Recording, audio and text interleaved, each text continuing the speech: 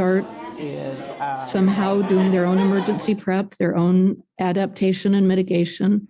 And maybe that would, bring them into the environmental fold in other ways. Does anybody have any comments about that? This is Kathy Richardson, Interim Sustainability Director. I just wanted to do a time check.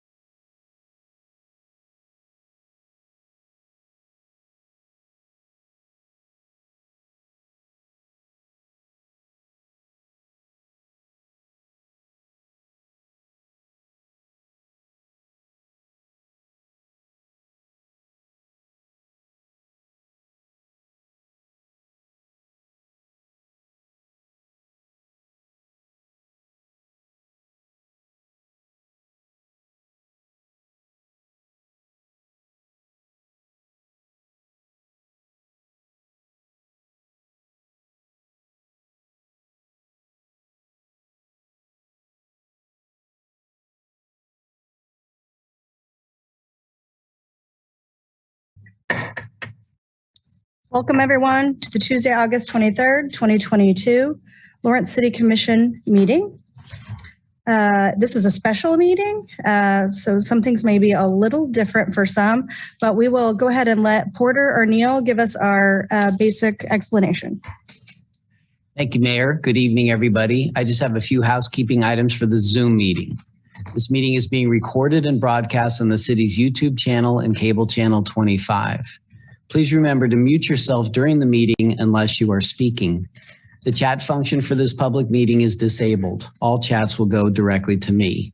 Unless you are participating during the meeting, please turn your video off. This allows the active meeting participants to be seen on screen. You will still be able to hear the meeting. When you are participating in the meeting, please turn your video on. If you have any trouble, you can send me a chat. The city reserves the right to mute people or turn individual videos off to minimize distractions during the meeting. And now I'll turn the meeting back to Mayor Shipley. Thank you, Porter. Now we'll have some explanation of how public comment works from Sherry. Thank you, Mayor. When the mayor calls for public comment, individuals attending in person should approach the podium to indicate they wish to speak. The podium can be raised and lowered, and we encourage you to use this feature to ensure your comments are heard. Individuals participating via Zoom should use the raise hand function to indicate they wish to speak. Please leave your virtual hand raised until you are called on. Individuals will be called on in the order they appear on the meeting host screen. Please state your name before speaking, and all comments will be limited to 3 minutes. Thank you. Thank you. Our next item is to approve the agenda. City Commission reserves the right to amend, supplement, or reorder the agenda during the meeting. Do I have any motions? Move to approve the agenda. Second. I have a first and second. All those in favor? Aye. That passes 5-0. Next is our consent agenda. All matters listed on the consent agenda are considered under one motion and will be approved by one motion. There will be no separate discussion on these items. If discussion is desired, that item will be removed from the consent agenda and will be considered separately. Members of the public wishing to speak to an item that has been pulled off the consent agenda will be limited to 3 minutes for comments. Are there any items commissioners would like to remove from consent? None. Are there any items the members of the public here physically in the room would like to remove from consent? Not seeing any. Are there any items that persons online would like to remove from the consent agenda?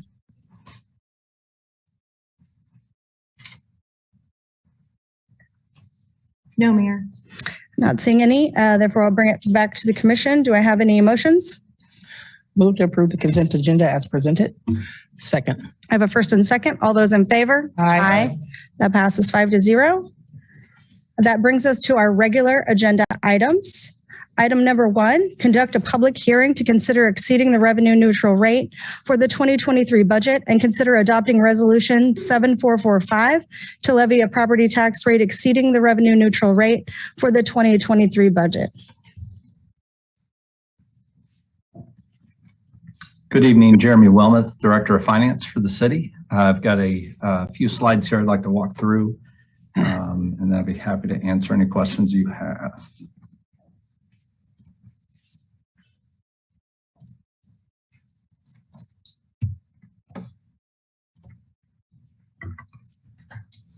Just to recap where we've been with the budget process to date, on May 17th, the city manager came forward with some policy guidance request and a presentation on our priority-based budgeting initiative.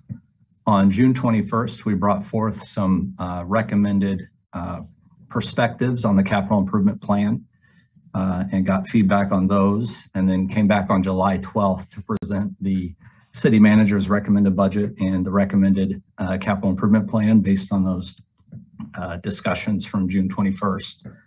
Then the following week, July 19th, is when the City Commission actually established the maximum expenditure for the 2023 budget and authorized publication of the notice of the hearing that we are currently, or that we're going to have later tonight. So what we will be doing tonight, the very first thing on the agenda is the revenue neutral rate hearing. Following that hearing, then will be a consideration of the resolution to exceed the revenue neutral rate. After that discussion has occurred, then we'll start the public hearing for the overall budget. And so we're giving our total presentation tonight before the revenue neutral rate hearing. We won't have any further comments before the public hearing on the budget. Of course, we'll be happy to answer any questions that you have. And then our next step is based on the discussion, or after the discussion tonight, should there be any changes to what is presented, those changes will be presented along with the resolution on September 6th. And that gives us a few weeks, if we need it, to discuss the resolution before its final adoption has to be submitted with the county clerk on October 1st. Just a reminder that while the budget discusses the utility rates, we're not actually approving or changing any utility rates with the budget. That will occur later on this year, as well as bond authorization resolutions for the bond projects that are listed in the CIP. So after the last budget presentation, there was considerable discussion surrounding the recommendation to close the Prairie Park Nature Center and to reduce funding in the police budget for contracted animal services. And so we heard that, we heard the discussion you all had as well, and are revising that recommendation. We first presented that in the memo that was attached to the city manager's report last week, but wanted to put it in this presentation as well, that the revised recommended budget from the city manager now fully funds the Prairie Park Nature Center and changes the reduction in animal control services from 100,000 to 35,000. So restoring those two items, we then had to look elsewhere in the general fund for reductions. And in discussion with the police department, we found some equipment and some overtime that they had identified in the general fund that we believe really does serve itself to the type of grants that we're seeing coming out of Washington right now. And so in an effort to help balance the general fund budget, the police department agreed to transfer those expenditures from the general fund to the grant fund, with the understanding that we'll need to go, seek out those grants, apply for those grants, and get awarded those grants before those expenditures could occur. So the total, if you will, of all of that is $170,000. This is where it gets a little complicated, so I'm going to try to walk through this, but the fund balance policy requires that 90 days of operating expenses be set aside in our reserve. And since we're now increasing our operating expenses, we also need to increase that reserve. So the increase to that reserve, it's not an expense, it's an increase on reserve, is $61,000. So the difference between the added cost and the dollars that we were able to move to the grant fund and the increased support for the fund balance policy is a total of $328,000. And that is what is now showing in the general fund budget as coming from our ARPA grant. In addition to that, we had some changes that don't impact the, the gap that we're discussing tonight. We were notified by the county that they are going to fund the expansion of the mobile integrated health program that the fire medical department requested of them. So we're increasing our revenue from the county by $302,000 and then increasing expenditures to the fire and medical department for this program, $302,000. So it's net neutral to the city in terms of expenditure or revenue growth for the general fund. And then other adjustments that were made that don't impact the gap either. We have more information on future slides, but there was some refinement to the primary pay plan. It's still within that original allotment that we had discussed. We also added a full-time budget analyst to the transit department that's being partially funded by the transportation sales tax and partially funded by federal grants. And then after the discussion the City Commission had about the utility rates on August 9th, we made some adjustments to the water and wastewater fund, which you'll see in a few slides here. So for these next set of slides, we thought it was important to show the original recommended budget, and any changes that we made from that original recommended budget are now highlighted in red, and what is in the revised recommended budget is now in green. So if it's not red or green, it's still the same as it was in our original presentation. So the total budget increased. We had originally had a budget of $410.4 million, almost $410.5 million. It is now $413.6. Some of that's in the general fund that we just discussed. Some of that is the water rates, and some of that is the capital improvement plan for the water projects as well.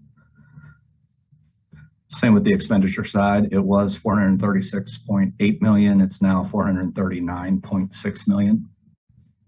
But the mill levy stays the same as it was in the city manager's recommended budget. Just another note that should the city decide to increase its mill levy to 0.077, we would in effect see a $99,000 increase in revenue that we could potentially use to lower the reliance on the American Rescue Plan dollars.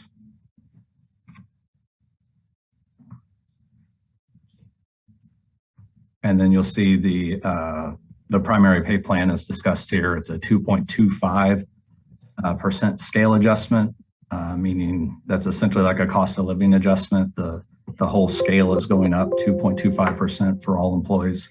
All employees in the primary pay plan will move one step higher on the pay plan.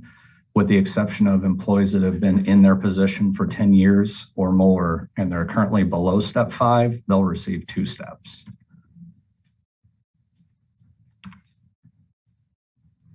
And then not a lot changed on this slide. Again, we just thought it was important for people to see, based on the prioritization of the strategic plan, the city is prioritizing funding for housing security. There's $6 million total in the 2023 budget, with $1.6 million in the general fund, another $1.6 million in the housing sales tax fund, and then $2.7 million in grant funds.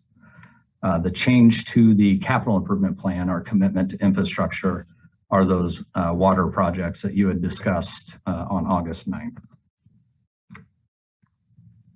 Again, this slide did not change, but we just think it's important to continue to point out that the predominant share of property taxes borne by the residential sector.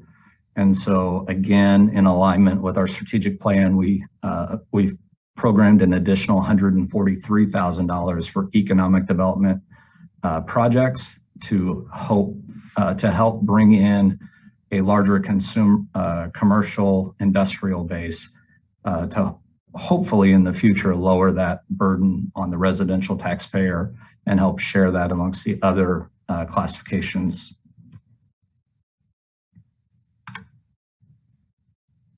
And nothing on this slide changed. Discussion of the property tax rate at 33.29 mils.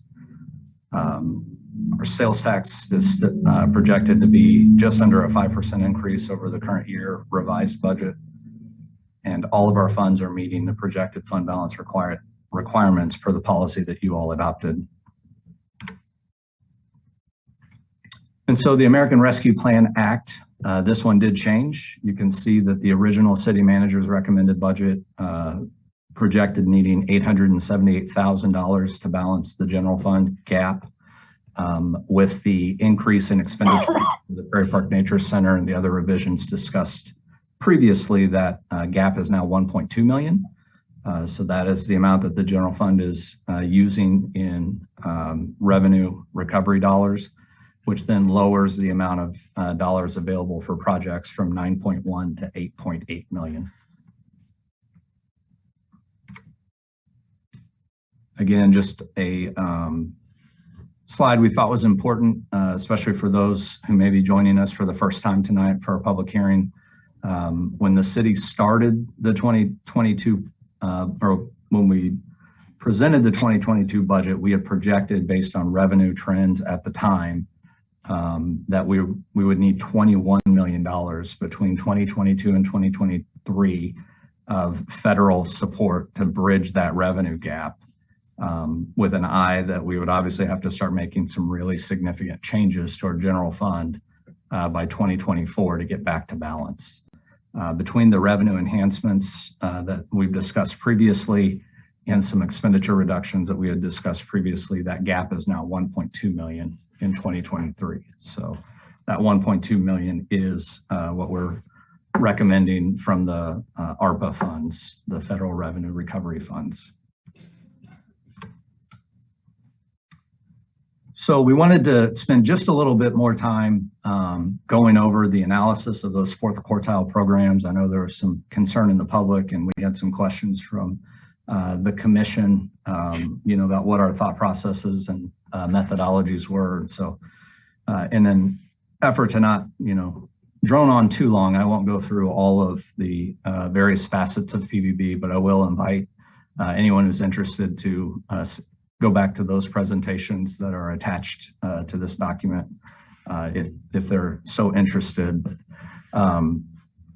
As all the programs were scored, they're then just split into 4 quartiles. So the programs that we looked at first when we started to discuss how we were going to bridge that funding gap between the revenues and expenditures for the general fund were those that fell in the 4th quartile. I do think it's important to note that just because something's in the 4th quartile does not mean that it's not important. It simply means that its alignment as scored is less aligned with our strategic plan initiatives than the other programs that it was scored against. So there will always be 4th quarter fourth quartile programs, even if everything's scored in the 90s and the 80s, the bottom fourth will always be in that fourth quartile. So this isn't necessarily the city staff making any kind of a statement as to the value of these programs. It's simply when all these programs were scored independently, the ones that were in the lowest quartile, the fourth quartile, were the ones that indicate the lowest alignment with our strategic plan. Now that means that we may need to look at that scoring matrix, and perhaps we're not providing the weight that the city commission or the public would like on some of the items within that scoring matrix. But that's simply where it came from. The scoring rubric was designed based on all of the tenets in the strategic plan, the outcomes, the commitments, and the things that the community, that we heard the community tell us was important to them. That's what we put into the scoring matrix. And so if you have a program and it's ticking all the boxes in various outcome areas, it's necessarily going to score higher than a program that may be very fundamental to one area, but not consequential to another, if that makes sense. Just went over that, sorry. So these are the programs that are in the fourth quartile. We have the municipal court security, the school crossing guards, the police professional standards, office of the police chief, the golf course, the Prairie Park Nature Center, municipal services and operations technology and assets program, the police investigations unit, and then the cemetery and the levy management program. And so as we started to go through these, again, just because something's in the fourth quartile doesn't necessarily mean that we can't do it, you know. So if there's a state mandate or if there's a law that we have to provide this service, that of course would then move them up on the list in terms of where we start looking for program reduction. And so municipal court security, while it does score low, is essential to the operations of the municipal court, which does score very high. There is some discussion internally about whether those two should be coupled together, you know, or continue to be separated. But based on the public safety aspect of the municipal court security, it was deemed that we should not reduce that program. The same can be said for the school crossing guards. There were some changes made to that program, I believe last year, possibly the year before that. And we believe that some, you know, a better data-driven analysis may be necessary to make sure we're targeting those dollars to the places that need it the most. But to just eliminate that school crossing guard program, we felt would be a step back toward our public safety goals. So the police professional standards, there were some areas of their budget that were reduced by the department through the budget process before it became, you know, before the city manager's recommended budget. And so when we got to that next phase, we really felt like any further reductions to the police professional standards unit would compromise their ability to actually perform the services for which they're called to do. So we don't want to give the impression that, you know, what's in the city manager's recommended budget was the very first thing that the budget started. There was a whole analysis process where departments made a request, and we, you know, worked with those departments. And all of those changes are also taken into account as we try to, you know, bridge that final gap. So there were reductions made to the police professional standards unit during the budget process. So a few more, the Office of the Police Chief. This is a program, admittedly, that probably won't be there next year. I think we're going to find a better way to break out the police to provide probably a little bit more clarity to the public. But the largest expenditures in the Office of the Police Chief are the jail and the dispatch fees that are paid back to the county. The daily rate was changed by the county to reflect their cost of running the jail. And so increases to both the dispatch and the jail were not seen as something that we could not do as those are costs that we have agreed to pay to the county to provide those services on our behalf. And then finally, the police investigations. As with most of the programs in the city's general fund, these are very, very heavily skewed towards salaries. So any reduction to police investigation would have meant reduction in staff. They're just, there's not a lot of dollars in there for operating expenses, et cetera. And so what we felt, even though the police investigation unit scored low in alignment with our strategic plan, the average calls per day were going up. And these aren't just, run-of-the-mill calls. These are very serious calls where their professional expertise is needed. And so based on the increased demand for that service, we felt that a reduction in this area would, again, be detrimental to our public service or our public safety strategic plan goals that we have set.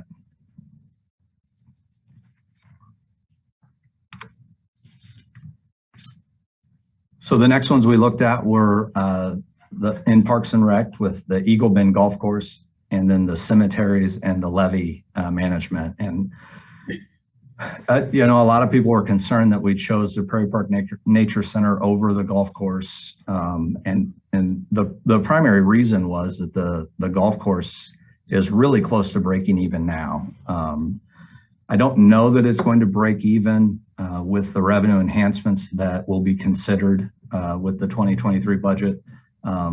But it's one of the programs in the Parks Department that's really, really close to full revenue recovery. And so when we looked at, those fourth quartile programs, the Prairie Park Nature Center was close to an 85% subsidy, and the golf course was closer to 15, I believe. And so based on that reasoning, we felt that recommending closure of the golf course would actually injure the city, if you will, from a revenue perspective, as well.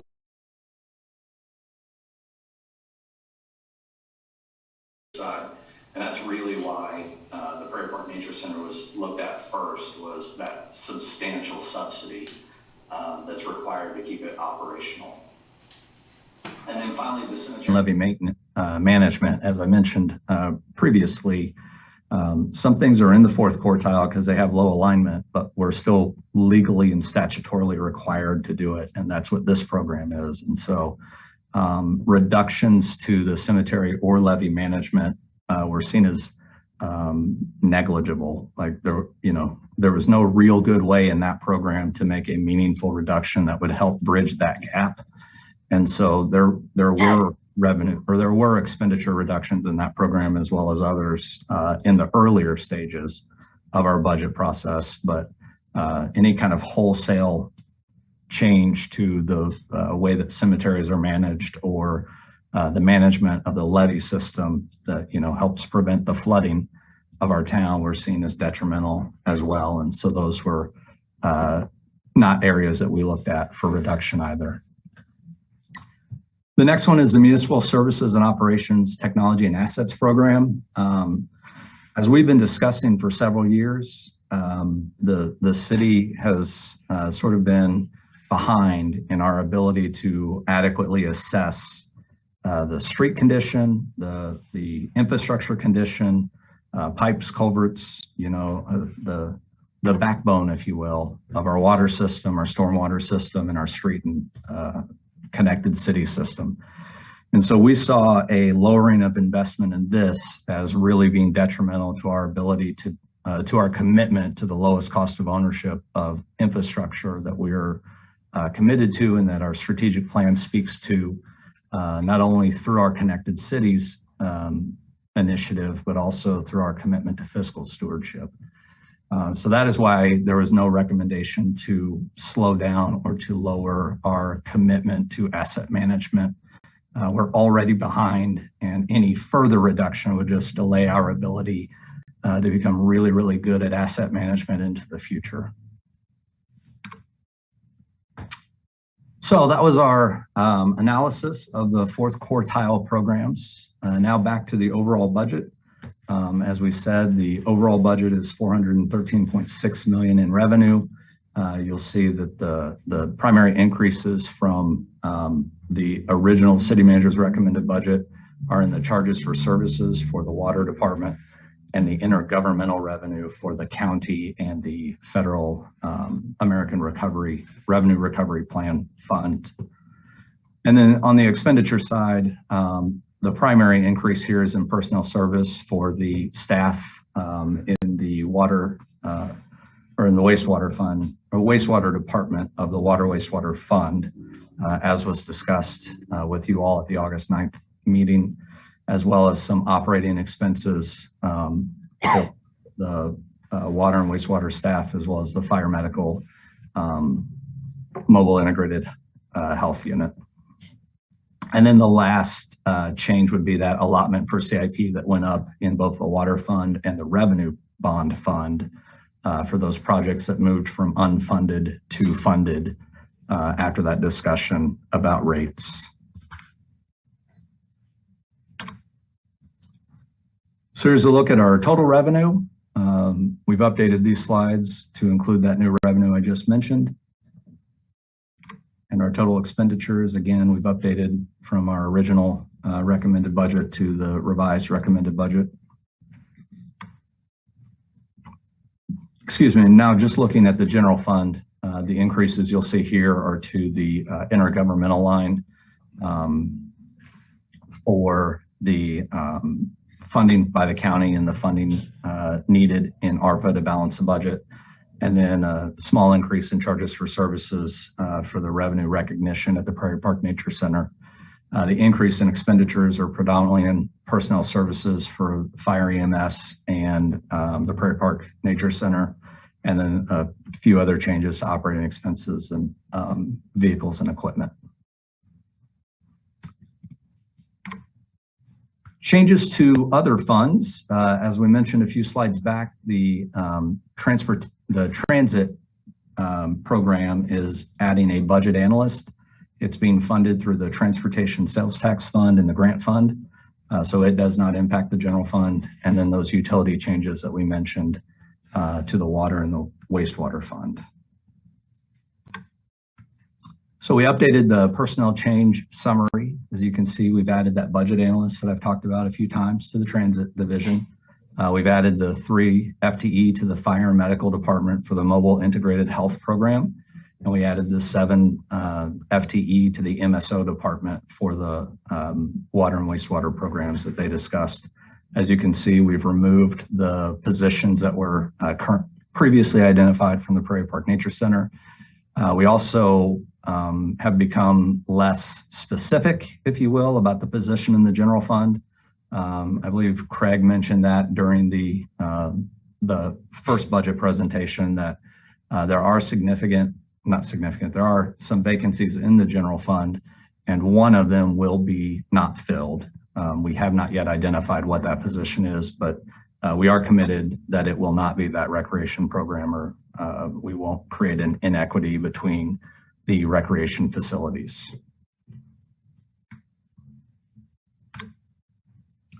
So just a real quick highlight here. All of these projects on the last presentation were shown as unfunded. This slide is just showing that they're all moving to the funded status now based on the discussion that you all had on August 9th.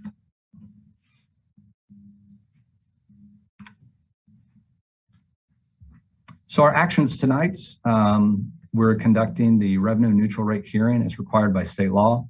Once that hearing is concluded, then consideration of resolution 7445 would be in order. Once that resolution has been considered, then the public hearing for the 2023 budget would be in order. And then once that public hearing is concluded, we would like feedback on any changes you would like to see from the materials that have been presented or the materials that are attached so that we can prepare that resolution for your consideration for September 6th. So real quick, and sorry, I feel like I'm droning on here, but I think it's important that we cover what exactly is the revenue neutral rate, essentially why we're here tonight. So the state established the Truth in Taxation Bill a few years ago. There were some modifications last year, but the essence of that bill stayed the same. The state has established a revenue neutral rate, which essentially is taking the current year assessed valuation divided by last year's revenue. So when you take our current year assessed valuation of 1.3 billion, divide it by the revenue from last year, that revenue neutral rate would be 29.075 mils. The current mill rate for the city is actually 33.29 mils, which is what we're proposing for the 2023 budget as well. If the city commission were to choose not to exceed, if the city commission chooses to exceed the revenue neutral rate, then these following items must occur, and that's what we're doing tonight. We're holding that public hearing. Once that hearing's over, a roll call vote will be required for the revenue neutral rate. So I believe Sherry will, do that roll call procedure. And then just a reminder that should the city choose not to exceed the revenue neutral rate, we would actually have to reduce the general fund budget by about $5.4 million to get our property tax in line with the revenue neutral rate. So as you can see, the property tax increase is one of the main drivers for why we're only about $1 million out of balance, or have $1 million gap instead of that $20 million gap that we had originally anticipated. Increases in sales taxes are also a significant driver of that as well. But should the city choose not to exceed that revenue neutral rate, we would have to find reductions in the general fund of 5.4 million, or we'd have to find other revenue enhancements to fill that gap. And so a couple of policy questions we have for you. Assuming that you do vote to exceed the revenue neutral rate, the rate that was published in the paper is actually a little bit higher than the one we're discussing right now. And that's the difference between whether the city keeps its portion of the mill levy flat and allows the mill levy to increase 0.077 for the library portion, or as what's in the city manager's current recommended budget, do we lower our portion of the mill so that their increase is absorbed and it's a flat mill? I hope I explained that well. And then, as always, are there any other changes you'd like to see to the budget or the capital improvement plan before we make our next presentation on September 6th? And I believe that's all I have. I'd be happy to answer any questions you all have. Jeremy, I want to be clear. You're also kind of going to ask us about the CIP and the budget in the next item as well. So I just want to be sure the audience is clear what we're talking about right now at this exact moment. Okay. Yes, that's correct. Any questions from commissioners for Jeremy on our first regular agenda item, the revenue neutral rate? So we want to hold questions on the actual budget till after we vote on the next regular. That's the feeling I'm getting, because he does have a different presentation for the budget. Jeremy, does that comport? It's not a different presentation per se, but yes, I do believe, for purposes of this process, any questions you have about the revenue neutral rate, we should discuss and then open that public hearing and go through that process. And then when we start the budget process, we'll go through the entire budget if that works for you all. Perfect. So again, is there any questions for Jeremy, particularly at this time on the revenue neutral rate?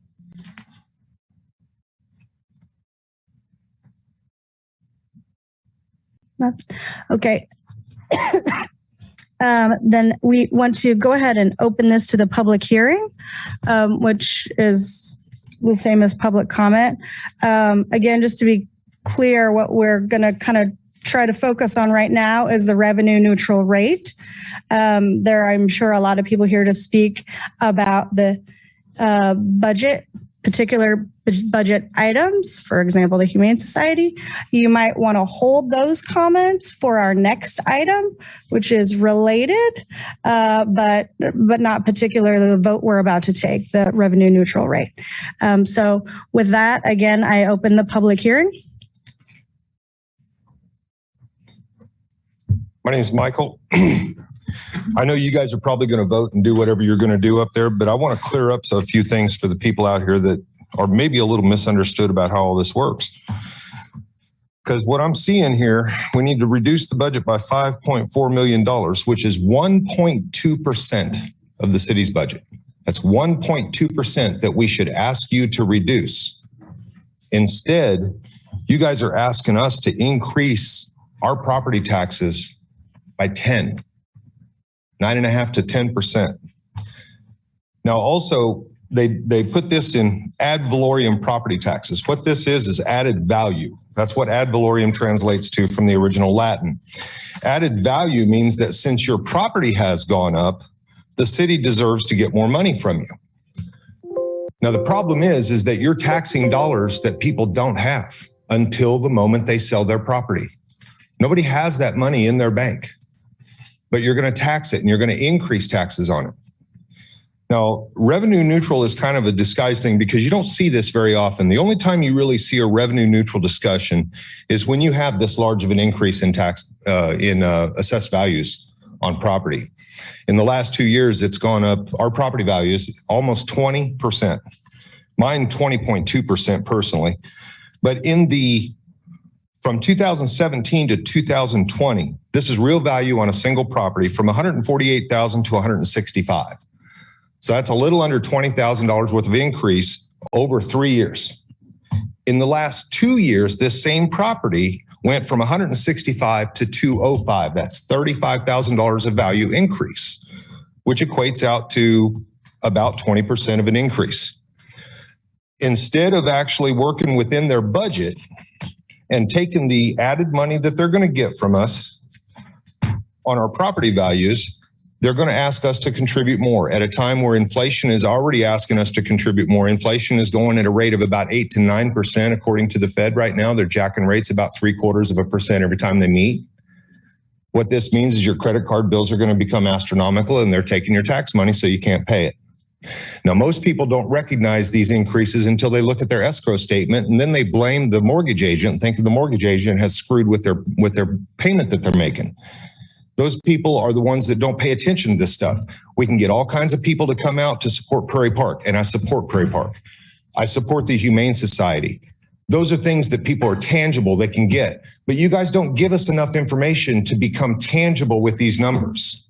We never actually see on these documents that you hand out to us how much our projected revenue would actually be if we just kept it the same, what the actual number would be. We see the assessed, and then we see what you're going to get if you do exceed. Time. But you guys get it. Okay. Yeah, please. Jeff Brandaw. And I want to air some of the same concerns, and it's mostly on the revenue neutral. It is not sustainable to continue to have increased property valuations and increased or maintained mill levies. It's not sustainable. And that's why they passed, the state legislature passed this bill, is they wanted to have more accountability because they're hearing from the voters as a whole that the tax burden in Kansas is too high. Has anybody come up to you and said, I can't believe how reasonable my property taxes are? Have they? And if they have, I want to know that person because I want to talk to them. I only know people that have moved out of the state and said that they got a raise because of their property tax. Now, I'm on a fixed income, which a lot of people are, and this is just a continued added burden that can't continue. I think a revenue neutral budget that you should adhere to. That's what the legislature said they heard from the people, and that's what it should be, revenue neutral. Any enhancements should come from increased building and those property taxes, from sales. As you could see, there's considerable increase in sales tax. A lot of that's because of inflation, which takes a lot of people's money from them. So they have an added burden there. And then you add the burden of increase. It says in this bill, 12.3832% increase in the burden. That's from the increased appraised value and the proposed mill levy. And that's overall. I think that you're not doing what the people voted for, and that is revenue neutral. And listen, we could go over each one of these projects and they're all good. We can come up with more that are good. But if you don't have the money, you don't have it. And if you can budget off revenue neutral, you're doing the job you're sent here to do, in my opinion. And I hope you guys can see your way to do that and to alleviate the burden, because it's hard on renters, because that property tax is passed on. And that's another thing I haven't heard, is how reasonable rent is here in Lawrence, and it's not. And our property tax is not reasonable. And we need to work on it.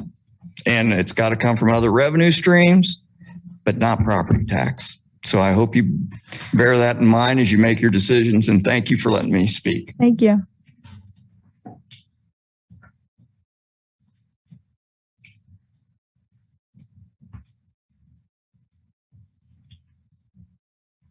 My name is Dr. Justin Spees. I'm running as a Republican candidate for Douglas County Commissioner in District 1.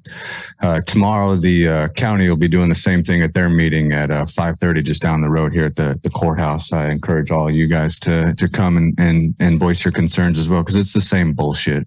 It's the same bullshit. So on Saturday, the LJ World ran an article about the tax increases that the county is getting ready to look at.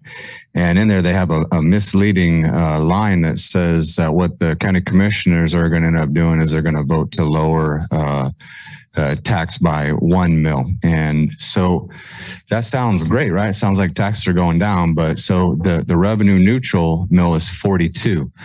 And so that means that at 42, roughly 42, the government won't collect 1 cent, or they won't lose 1 cent, but they're proposing 46. And so what they're saying by reducing by 1 is they want to reduce to 45. So your taxes aren't going to go up by 4, they're going to go up by 3. So, and so it's the same bullshit that you see here. And it's all run by the same people. So all those county commissioners are all Democrats. You look up here, you got Democrat. Come on, Rhino, but basically Dem and Democrat here. Same with the school board. The school board is doing the same stuff. But also in that article in LJ World, they talk about how there is $42 million of our tax money just sitting there in what's called a rainy day fund or a savings account. So it's just $42 million just sitting there. It's gone up $30 million since 2019. So in 3 years, it's gone up $30 million. And so recently online, one of the other candidates running for Douglas County Commissioner is a libertarian named Steve Jacob, and he's talking about how he wants to reduce taxes and stuff like that. And he kind of got cornered a little bit into what he's going to do, to reduce taxes, and he's going to cut spending. Well, someone was trying to pin him down with, well, you're going to cut roads and essential jobs and stuff like that. It's like, no. All we got to do is look at the budget. So you got $42 million sitting there. And so the government, the county is saying, hey, we need an emergency. We need a savings account. You and your family don't. So when you have an emergency, you don't have a savings account, but the government does. The government does. And if that ain't the most communist stuff I ever heard, I don't know what is. And so anyways, you don't need to cut roads and stuff. You can look at their budget. We'll start at that $42 million. And then you also look in there, they got miscellaneous funds of tens of millions of dollars. It's called miscellaneous, just sitting there. Where's it going? I don't know. There's a lot of redundancy in the government, the stuff that they propose. I mean, look at here. Look at what we got here. Why is that guy giving the presentation? How refreshing would it be for you guys to give the presentation? Do you guys even know what he's talking about? Bart Littlejohn, could you summarize what was just said in that? So I'd like to know your ideas. Say we got that guy. It's all outsourced. We got to pay that guy. Now we're paying a city manager here. We got an assistant manager there. There's a lot of things that we could cut along with reducing your taxes. It just takes the courage to do it.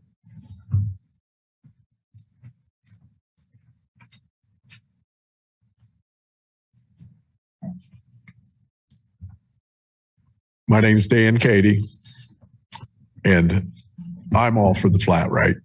I don't raise it. Don't raise it. We've got retirees like me. I retired 3 years ago. I don't get a raise. I'm not getting a raise. but y'all want to raise my taxes. There's a lot of people in here like that, retirees. They retired here thinking, well, I'm going to pay my house off and then I can afford to go travel and do some other stuff. You don't want that to happen. You don't want them to travel. You want them stuck in their house if they can afford to be there. And you talk about affordable housing. You're making housing unaffordable for everybody. Families. Families is the next one. I got neighbors that across the street moved in. They got 2 kids. Okay. Inflation is going to hit them for over $5,000 increase this year. And you can thank Joe Biden for that and the Democratic agenda.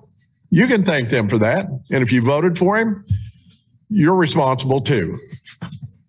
Renters. I talked to a gentleman who has some rental properties. And I said, why aren't you down there complaining about this? And what he said was, I'll just pass it on. I'm going to pass it on. I'm going to raise the rent on people that can't afford to pay the rent they got now. That's what you want to do. The working man, my neighbor, another neighbor works in Kansas City. He's paying for gas to go there and just, he can't afford anything else. But he's got to go there to work. I would also like to know how much of the ARPA funds you got earmarked for those businesses that were put out of business during COVID. There's a lot of empty slots down Mass Street. What happened to those people, those businessmen? Why is there no money for them? Isn't that what that money's for? Or is it for you to put affordable housing out somewhere? I mean, $3.3 million. Affordable housing. That's what we want. Everybody wants affordable housing. And you have it in your power to make it more affordable or not affordable at all. Thank you.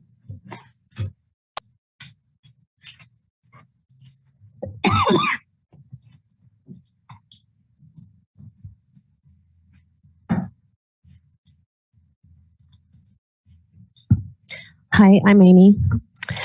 Taxes always go up and they never come down. Just look at our food tax. We have to eat to live. You think this number of people coming here and expressing our disgust in our government is uncomfortable? Keep doing what you're doing and you'll get even more, I'm sure. Well, until you're voted out.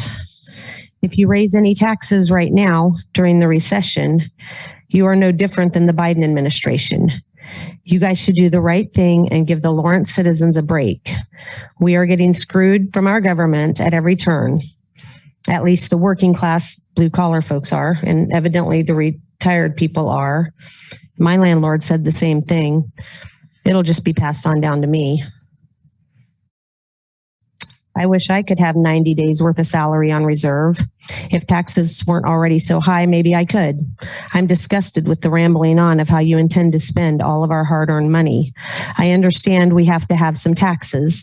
It's not right to keep raising people's property taxes, though. I can't help but think we may not be in this position if we hadn't built the new police station. And how about the updated library? I hope you guys don't raise the property taxes. Everything else is going up. And I think that went up just not that long ago by a lot. It's not fair and it's not right. We can't go on vacations and do stuff like that. Even renters can't anymore. Thank you. Hi, I'm Chris Flowers. I think you all should find a way to reduce the budget, I guess, by 5.4 million and not raise taxes. But what I want to ask is, It just seems kind of suspicious to me that like last month, I guess, we were talking about completely closing Prairie Nature Center, and now the funding's been restored. But if I remember that meeting, only 2 commissioners specifically said they wanted to keep it open. So I'm just wondering, do you all think that maybe the reason that Prairie Park Nature Center was like that funding was cut to begin with is because city staff was planning on returning the funding all along. So that way people won't be, I mean, you get them all worked up about the Prairie Nature Center. And then when you return it, you're the good guy. But then maybe they don't notice what the staff really wants to put through. And I think what staff really wants to put through is the tax increase. So that I just want to throw that out there. Thank you.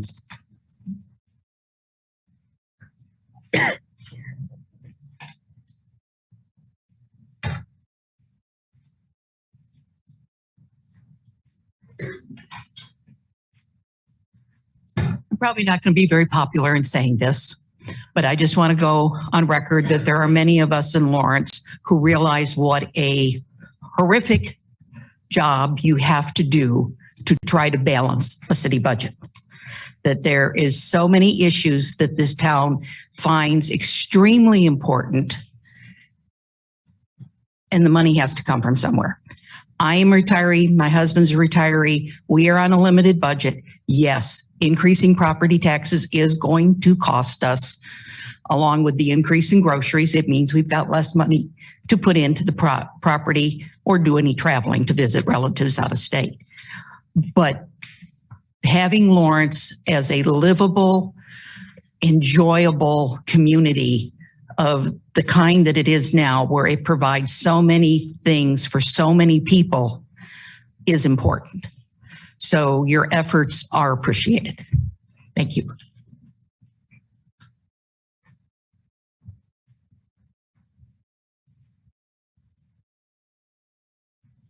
Hello, my name is Jason Duvall. I did not plan on saying anything about this. I came here for the talk later about the Humane Society and Prairie Park. I just wanted to come up here and say I heard multiple people talking earlier about costs being passed on to renters. I wanted to comment that as a renter, I, 1, am okay with that, and 2, find issue with that being pushed as something to be expected that is on the people owning the properties, that is not on the people renting the properties, that is not on the people pushing the tax increases. The tax increase helps the whole of the city. If that's being passed on to renters, that is being done by the people owning the properties, and people don't need to own more properties than they live in anyway. That's all. Is there any further public comment in the room, or I don't know if you can, hopefully you all can hear me out there. Any further public comment? Let's go to online and see if there's any public comment. If you have any comment, please raise your virtual hand.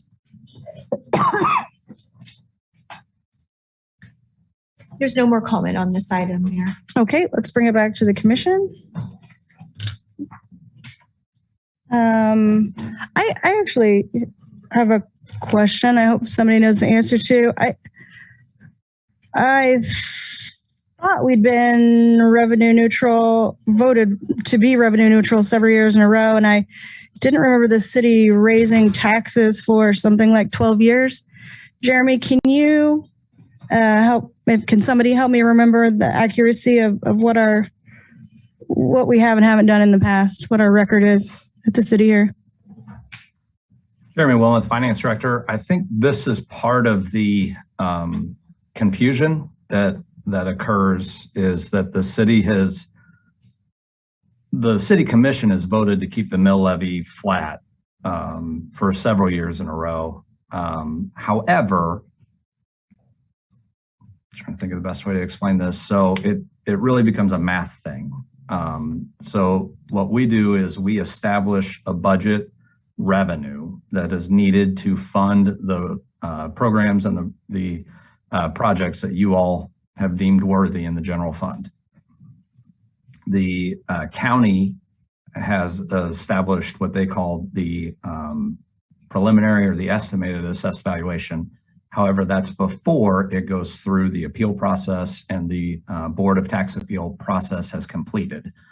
So the assessed valuation that we begin the budget process with is never the assessed valuation that we actually have at the time that the Board of Tax Appeals certifies the assessed valuation for the city.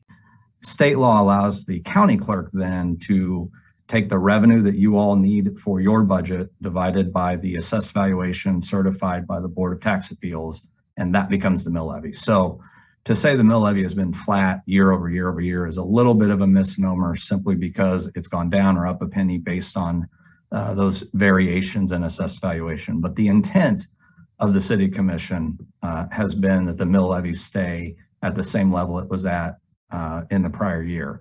However, because of increases in assessed valuation, then the actual revenues derived from the mill levy have gone up.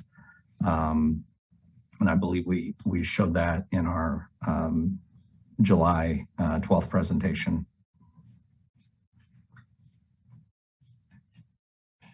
Conversation, commissioners, or further questions? Jeremy, you kind of alluded to one of my questions, which was the assessed valuation piece. And just a point of information, I think you explained it, where that assessed valuation comes from that we use to guide our budget. So thank you for answering that without me having to ask it. My second question was, I remember asking this of you earlier in the year. When we talk about revenue neutral rate, is that a relatively new term as far as for local government? And as we talk about leaving the mill flat and recognizing our revenue neutral rate, is that something that's typically been a part of the conversation, or is revenue neutral rate a nuanced term for local municipalities and how they assess their budgets? So I'm not exactly sure how to answer that. The revenue neutral rate, as it's defined in state law, only occurred last year.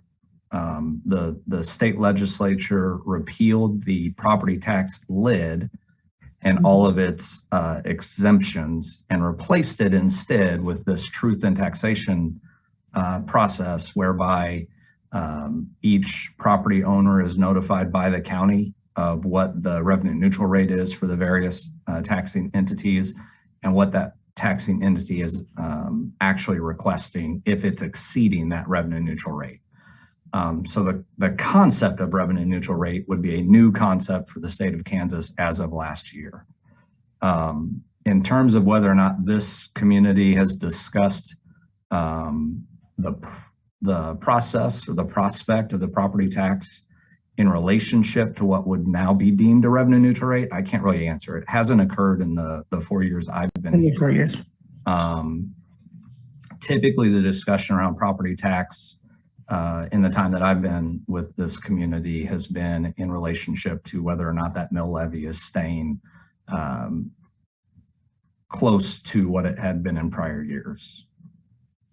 Okay, and then you spoke on the amendment that was made this past year to the Truth in Taxation Bill Act. Was there any, to your recollection, and I'm trying to remember and I can't, were there any other tax bills that were passed that related to property tax assessment or valuation for, I want to say there was one for individuals, I think over the age of 65 or 60. Could you help me with that? I'm not well versed in that because that's a state thing. I do remember reading about it, but it was essentially an expansion on the homestead exemption, if I'm not mistaken. Right. So it doesn't necessarily directly impact us because it's ran. You're right. It's more school based. Right. Yeah. Okay. Other questions or discussion?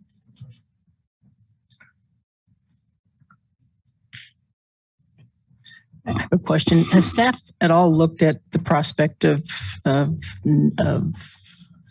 5.4 million and whether or not some of it could be removed? Or have you looked at any programs or projects that you would potentially see would where we wouldn't have to have it for this budget in order to bring that 5.4 million down?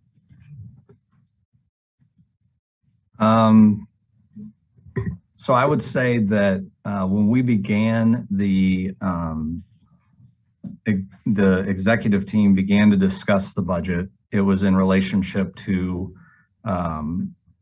that gap we thought we were going to have, which was closer to $10 million. It was before the assessed valuation was known. It was before we had really done a deep dive into our revenue. And so it was really just taking last year's projection.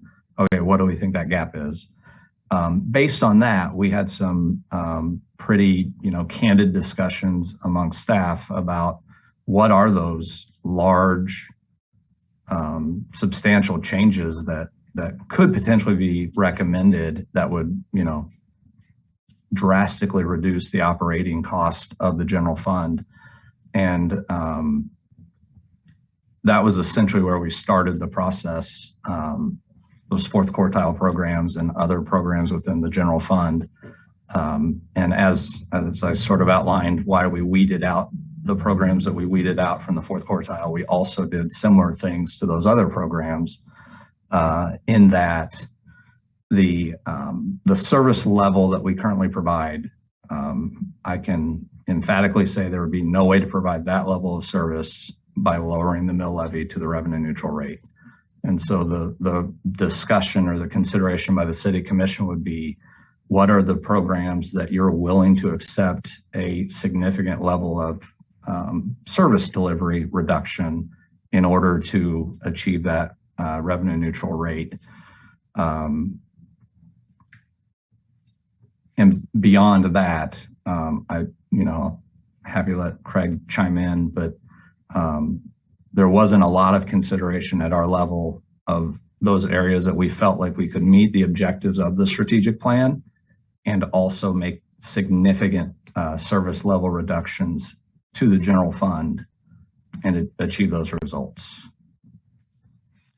I agree with everything that Jeremy just said. I would just go back to May, where we said these are kind of our parameters that we're working within. One was that we're going to honor the paying commitments that we've made for market level pay and that's been a heavy lift, as you well know, and it's expensive, but we both have negotiated agreements with employee groups, and we have those other employees that we're trying to get to market rate pay.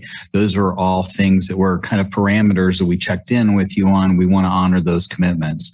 So outside of that, then we have to really get into reducing service levels, because when you start to say that, maybe an average employee is $70,000 or $80,000 with benefits and all that, you can see how many employees that would start to cut down to equal 5.4 million, because personnel is a large portion. The other place that we would go in that conversation, and that cities many times do, is let's delay our investment in capital projects. So the CIP is a very robust CIP, because we're trying to catch up with decisions, I think, that have been made historically that did exactly that.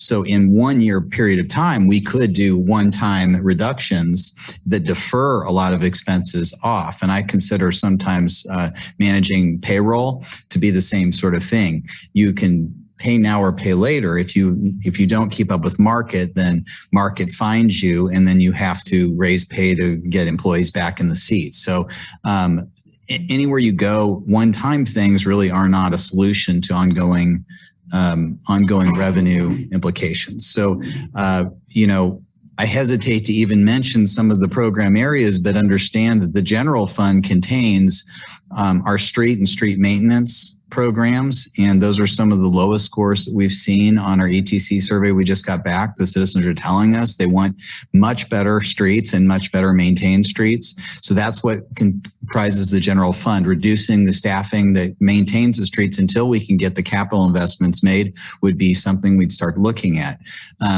We'd start looking at the fire department is funded out of that, and those are the way that you address fire services is in pretty good sized chunks. You can't just kind of say one person here, one person here. You really look at it at station capacity. And so we'd have very difficult decisions that we'd have to look at about reducing levels of service of the fire service. Same thing with policing. Policing, do we want to reduce the number of people that are responding to emergency calls? I think we gave you some idea of our calls for service. So those are people reaching out to us asking for emergency service provision. They're saying, I need help right now. And the number of people in our community that ask for that help has gone up this year compared to even where we were in 19. And investigation of those crimes that continues. And those are the big pieces of the budget and the police budget that we would have to look at. That's where we start to get to a number like $5.4 million. There are other staffing that we've been painfully trying to invest in, like IT, where we see some neighboring communities, really brought to their knees operationally because of cybersecurity threats, and we want to make sure we don't have vulnerabilities like that. Making sure that we have payroll, enough people to keep payroll accurate. As a baseline. Those are some of the things that often get looked at, and reductions in those services after we've worked so hard to get to a line like a good audit report like we celebrated last meeting. Those are all the types of things that we would look at service reductions on to get to 5.4 million. I'm not saying that they can't be done, but the reason when we had those difficult conversations and analyzed those things, those were things that we knew would be difficult. I also highlight that there's a lot of difficulty in getting the 1.2 million in revenue that we're going to have to find to look at recreation. That's the other general fund major category. So we're, as a community, going to have some hard conversations ahead of us just finding the 1.2 million. So we didn't feel like going deeper into Parks and Recreation was something other than what I initially proposed, that was a place where there would be a community tolerance. So that's kind of the broad brush, but we did look deeply at all of these programs. We went through it and felt like within the parameters that we were given, that number, as easy as it might look as a percentage, it still implies a lot of staffing reductions and thus service reductions that are impacting people in the community. Thank you. Any other questions?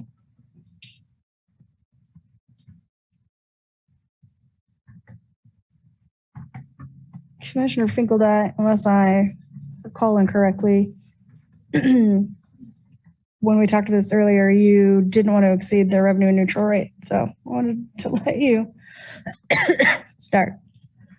Well, I didn't want to raise the mill levy as we published it with the higher mill levy.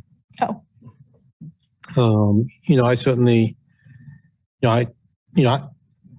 I certainly appreciate the truth in taxation. I had a lot of people who had seen it, got letters in the mail, and I think this has brought more people out to talk about it. And I think it's an important conversation to have to understand, what your taxes are going for and what you're paying for. And so, I think, we do it the right way, which is to create the budget, decide what we want to fund, and then back into the math to make it work. And so, as I've continued to look at the budget and try to find ways, to cut the budget, obviously things like Prairie Park and Humane Society and others have gotten a lot of attention. If we recommended whatever, closing a fire station or, not doing street maintenance for a year or whatever they are, I think those are all difficult decisions. Of course, the biggest increases are increases in pay for our employees, the 2.25% raise and otherwise. And so, again, there's some conversations here about tonight about folks who aren't getting a raise. One option would be is we could put all our city employees in that same category, not give them a raise. But I don't think that's right. I think we do need enhanced revenue to give them a cost of living, and it's a 2.25% cost of living. And as many people talked about today, we have an 8%, inflation. And so giving our employees a 2.25% plus a step, they might not even go backwards. So to go cut even further, I don't see. So, I do want to leave the mill levy flat at the 33.29. But I do think after looking at the budget, I will support the revenue neutral, exceeding the revenue neutral rate.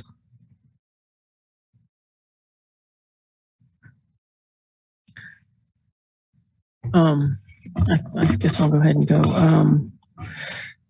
I agree that I appreciate the state passing the revenue neutral rule, and I like the tax lid before that. I really did. I think it really provided some accountability. The one thing with the tax lid that I think was not as good as what we have now with revenue neutral is that the tax lid, it was somewhat easier to get around because you could spend money.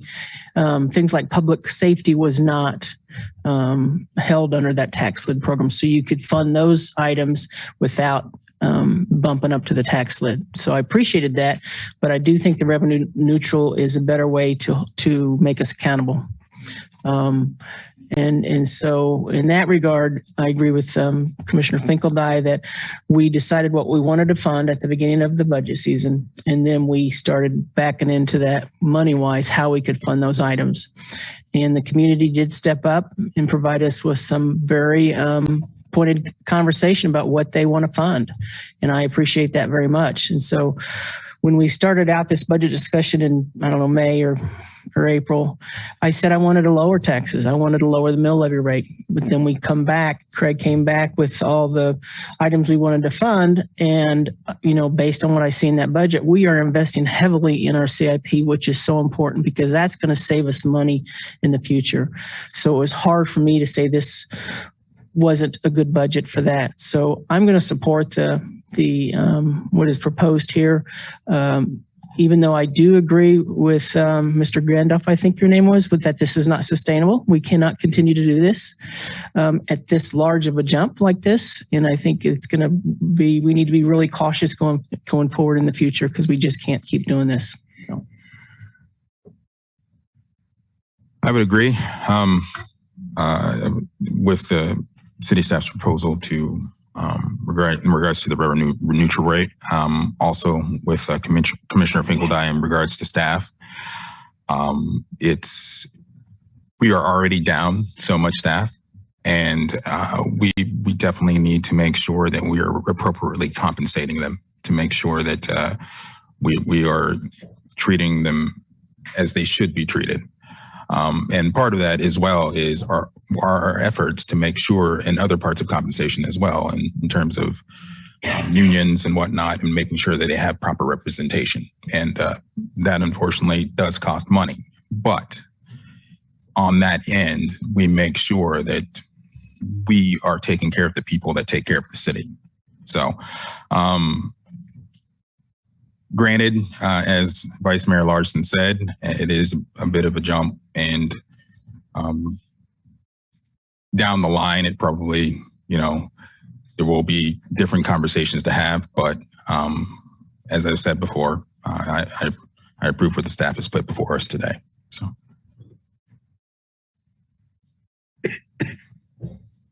Commissioner Sellers, you got anything? No, you want something from me? Oh, I definitely motion. No, I agree. I agree with the revenue neutral rate. I wanted us to at least have our hearing, because I think what we were able to accomplish as a commission, as a community, was for the community to come out and listen and hear, to have a better understanding of the responsibilities set upon the governing body, as well as our city manager and our city staff. And so I do believe we accomplished that, and we've had that discussion. And I think for me, it's been, it's not been eye-opening. It's been exciting to hear our community, converse about what our future is going to look like. And I don't want to garble a quote, but essentially the essence of the quote is that, oftentimes, many times, we benefit from, we live in a privilege that was given to us by our predecessors and our ancestors. And oftentimes that privilege comes at a cost.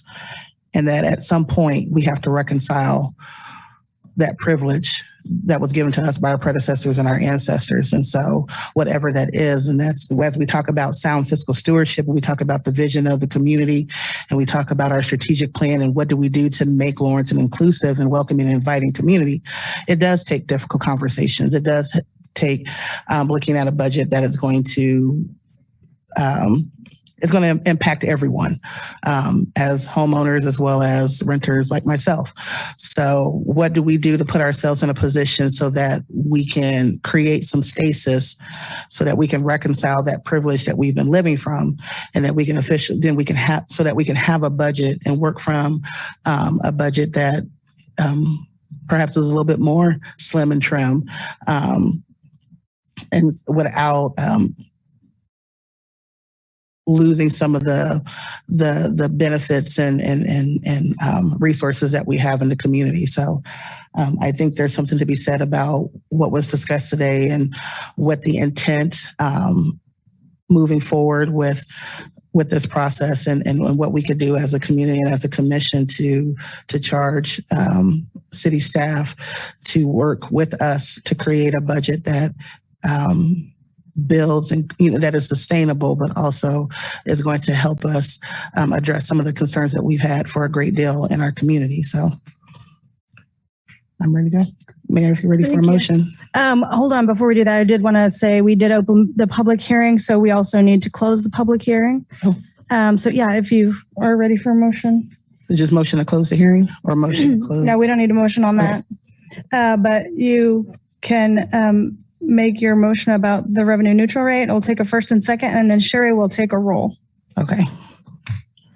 So I move that we adopt resolution number 7445 to levy a property rate not to exceed the revenue neutral rate of, nope. And then I'm going to stop because I don't want to mess up a motion.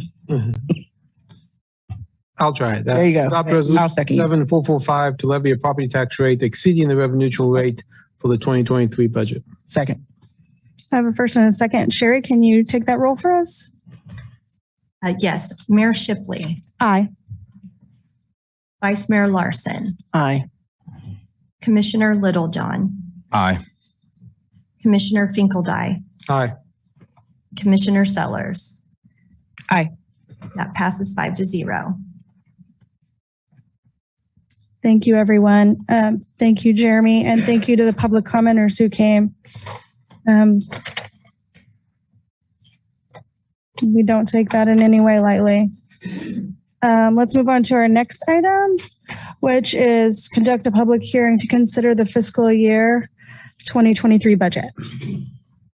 Thank you, Jeremy Wilmoth, Director of Finance. I don't have any additional comments to add, just to point the public and you all to the staff report we put together under the previous agenda items. You'll note all of the various discussion items that have been held with the public for the budget. And under the attachments, you'll note the revised fund summaries, the revised CIP, and then the state budget form are all there for your consideration. And of course, we've also included all of the comments that we've received on our Lawrence Listens platform, and also any public comments that were made before the deadline today. I'd be happy to answer any questions you all may have. Thank you. Any questions from commissioners? A couple questions. Couple questions about the ones we've received the most comment about. And again, I think most of these, like many things we do, we set a budget, but then we're going to make future decisions about some of these items.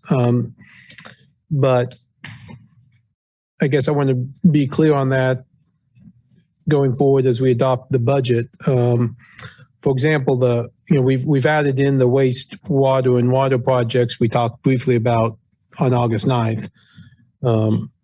But those aren't set until we actually set the fees later in the year, correct? That is correct. Yes. The CIP was amended per that discussion. Of course, that CIP can then be amended again once the rates are actually established later this year, or the CIP is your document. So if you all make a decision that you would like to move a project up or down or off that list, that is within your prerogative. And one of those CIP items, for example, I want to be clear on this because I know we've had some comments, is the South Lawrence Trafficway improvements. It was originally entitled a part of the Wakarusa extension, and we changed that just to be generally South Lawrence Trafficway improvements, which could but could also not include that Wakarusa extension. Is that correct? Jeremy Wilmoth, I'll start here and then I'll invite either Melinda or Dave to bail me out because I'm going to get out of my depth pretty quick. But it is correct that we changed the name because we actually changed the project. I think when the project was initially conceived, it was just focused on extending Wakarusa. However, through community conversations and conversations with the county and the state, a more regional look at that area was considered for the entire trafficway instead of just focusing on Wakarusa. So the project name was changed to align with those revised expectations. And I see Dave's on. If Dave, feel free to.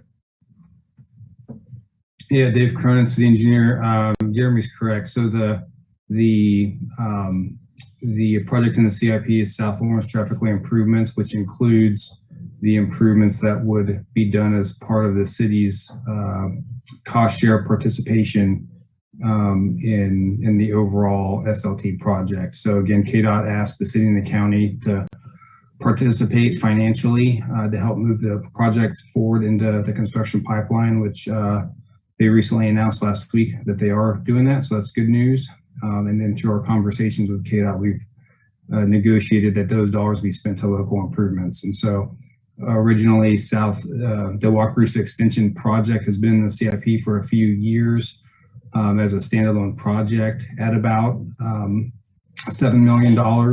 And after looking at cost estimates for that project, we revised that down. So that project is the city's cost of that project would be about 3.6 million and not 7. And then the other 3.4 million would be to reconstruct Wakarusa north of K10 and to improve East 900 Road just west of northwest of Clinton Parkway and K10.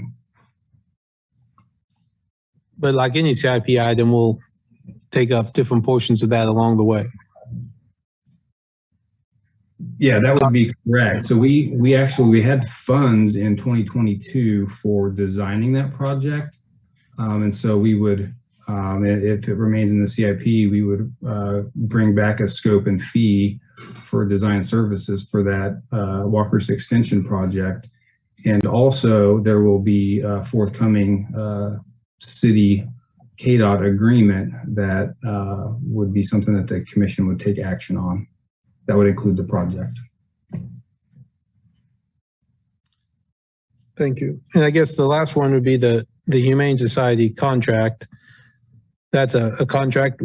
Maybe someone else, Dave, you're off the hook. Does that contract come back to us at the time or is it under the amount that we won't see it? Jeremy Wilmoth, Finance Director. If that contract is under $100,000, it would be at the city manager's discretion level. If it's over 100,000, then it would be at the city commission. No, we expect it to be over 100,000. So it will come back to us. Come back to us, yeah. Okay. Yeah. Thank you. I maybe want to be sure I understand Dave Cronin and make sure. So there was the budgeted amount that we were responsible for from Clinton Parkway to the Southwest Lawrence Trafficway. We already had that budgeted. Are you saying you're including that amount in the 7 million as opposed to it being a separate item, I think, as it was previously? Am I misunderstanding you? Yeah, Dave Cronin, city engineer. The Walker Rooster reconstruction north of K10 is included in that $7 million. Okay. Yep. And I am still a little bit trying to understand who we're satisfying with these matches. Certainly there's seems like a certain amount that KDOT is asking for us to have some skin in the game. Is there an amount that we owe the county that we need to offset in another project, or is it only KDOT we're needing to satisfy with that $7 million? Well, KDOT had asked for about a 10% match, about 14 million from the city and the county. So that the way that we had put together our list of cost share projects, it was about $7 million each from the city and the county to KDOT. So that would need to be, if there was some change, that would need to be restructured. But overall, KDOT was looking for the $14 million from the city and the county, and it was $7 million each. So that's the discussion that we've had so far. That is the amount that the $7 million is the amount that we had kind of told KDOT we would be participating in, we being the city. Thank you.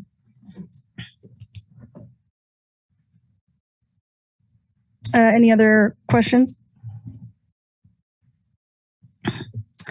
You got anything? There was one little thing, the longleaf, and I did send an email about it, but I just wanted to be sure. The longleaf Division Street project, I think we mentioned it very briefly in our last discussion, and I understand that everything that was unfunded, just everything that was unfunded, went on the proposed grant funding. And I wasn't sure, I felt like that was appropriate, that it should, if it's a city responsibility street and not an HOA street, that should go in with prioritization, just as everything else. So I do see that it's on the unfunded list, but I guess what I didn't want is our grant study partners to look at that and look for grant funding for something that's not appropriate. So I didn't know if anyone wanted to comment on that. Yeah, I'll start. First, those projects that are listed under the evaluation for grant funding are also prioritized. And so we're going to be, targeting those projects toward the top of the list to look for grants first. That item, the Longleaf Division Street Improvement, is a much lower priority item on that list. However, and I'll need Dave to step in here again, I believe that we've discussed that this project probably shouldn't really be looked at as a standalone grant per se, but really should be evaluated in the street maintenance plan. And then the prioritization of the Longleaf city portion of the street in Longleaf should be prioritized along with every other street in our street maintenance plan. So while it's currently on the evaluated for grant funding portion of the unfunded list, I believe we're just going to remove it with the understanding that that street, along with all the other streets that need to be maintained, are scored for pavement, the pavement index, and then it will be maintained at the time that it meets our prioritization of that plan. Dave, do you have anything to add? That's all correct, Jeremy. Thanks. Great, thank you. Yeah, that was my understanding from our last conversation. I just wanted to follow up on that. And I guess in a sense, if it's in the street maintenance that we don't have funded, it's on the list twice. Any other questions? So we are going to open the public hearing for this as well, but I kind of want to make sure the point that Commissioner Finkeldye is trying to make about the Humane Society, not to open discussion, but also to, if we have a solution or an understanding on this issue, I would like to relieve people of the feeling that they have to comment if they feel that we have satisfied their concerns on this issue. So it's a little unusual for me to ask if we are all having the same understanding that I certainly heard two commissioners saying, as this contract is discussed in the future, the expectation certainly on my part, and I understood from your discussion last time, Vice Mayor, a possible expectation that this would be funded further, or that the expansion of their services would be more appropriate.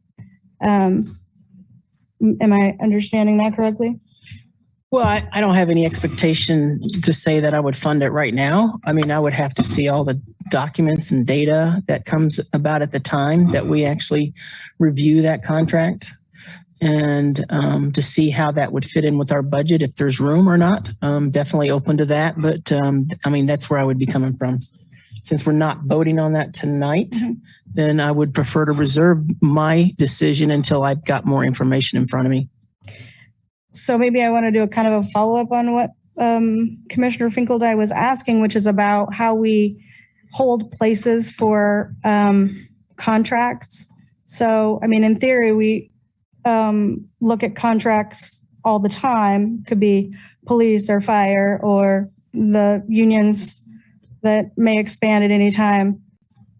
Is the place we're holding for Humane Society funding as a contract, is that any different than any other contract that we would normally negotiate throughout the year? Are we holding the same space that we would for any other group? It's a little unusual, but easier to look at an engineering contract where we're estimating a project, but there's an engineer's estimate. And then when we get into the negotiation of the scope, that would be something that we would have a little bit of flexibility about, but we're still guessing where we're going to end. But we have a long relationship with the Humane Society, so we have some more predictability, and the proposal to reduce those or look for savings in those would, be something that we would need to have conversations about. But it's not predictable or conclusive until we have those conversations. Right. So it's a little unusual, but we have a long track record with this particular partner. Like I said, with the Humane Society, that's a 3-year contract agreement, or is it renewed annually? Do we go into an agreement with them annually, or do we go every 3 years? I think it's a multi-year agreement. Yeah. Okay.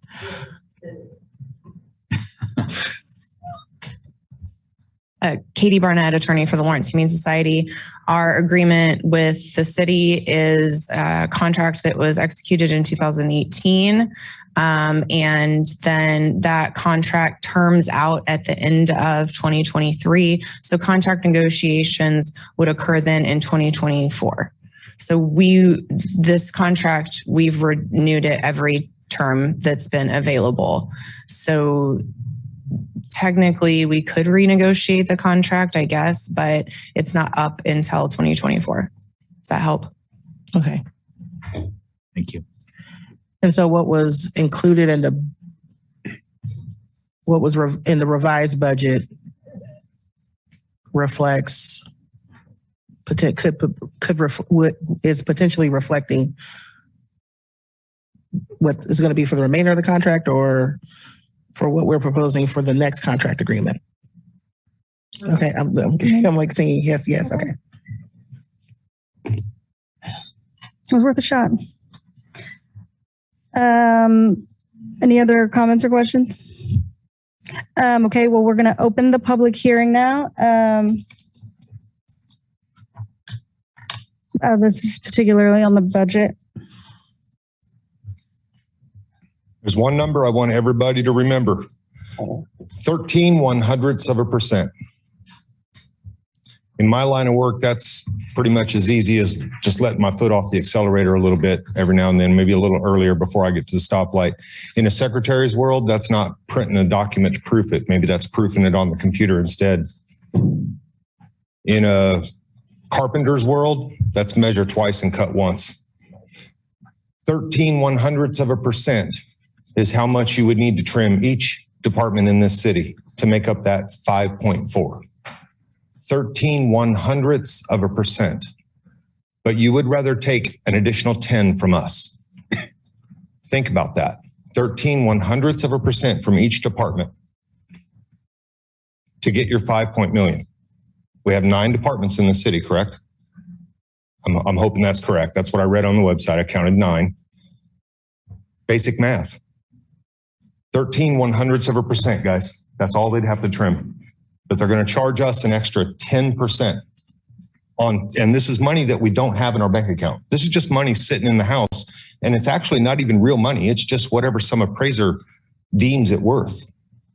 And I can get an appraiser to come out and deem it worth a different value as well.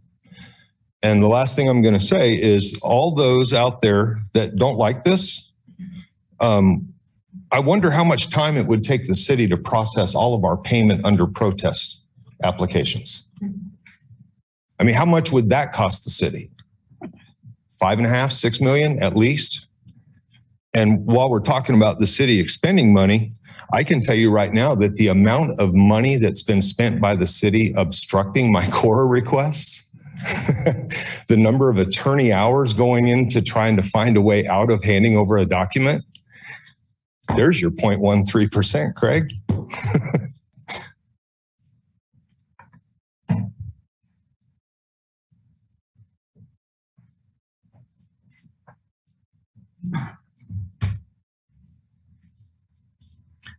Good evening. My name is Michael Allman with Sustainability Action Network.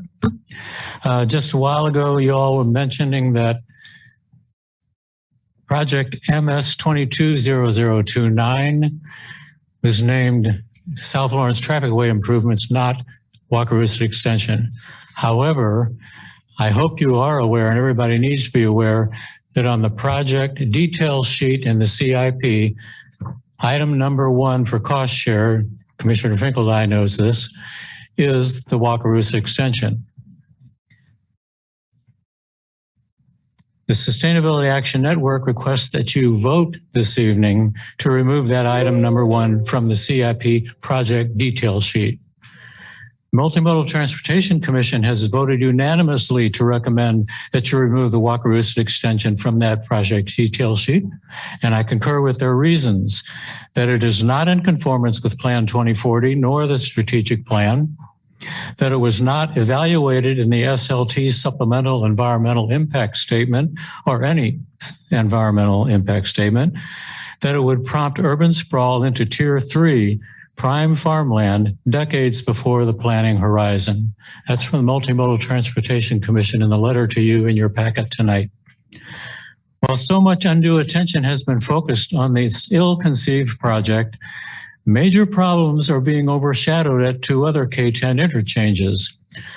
At Clinton Parkway, KDOT is replacing a safe Lawrence Loop underpass with a dangerous at-grade crossing of 6 highway lanes. And at the 33rd and Iowa Street, KDOT is reconfiguring that whole interchange with millions of taxpayer dollars to install a highway ramp for no other purpose than to enable a private developer's regional retail plans that have been either rejected or withdrawn 4 times already. The Multimodal Transportation Commission suggested that you use these 2 interchanges as Lawrence's SLT cost share, it's in that letter that I mentioned, for bicycle pedestrian safety improvements. We concur with Sustainability Action Network. That would be much better cost share and much more in keeping with the goals of Plan 2040 and safety for pedestrians and bicyclists. Thank you very much.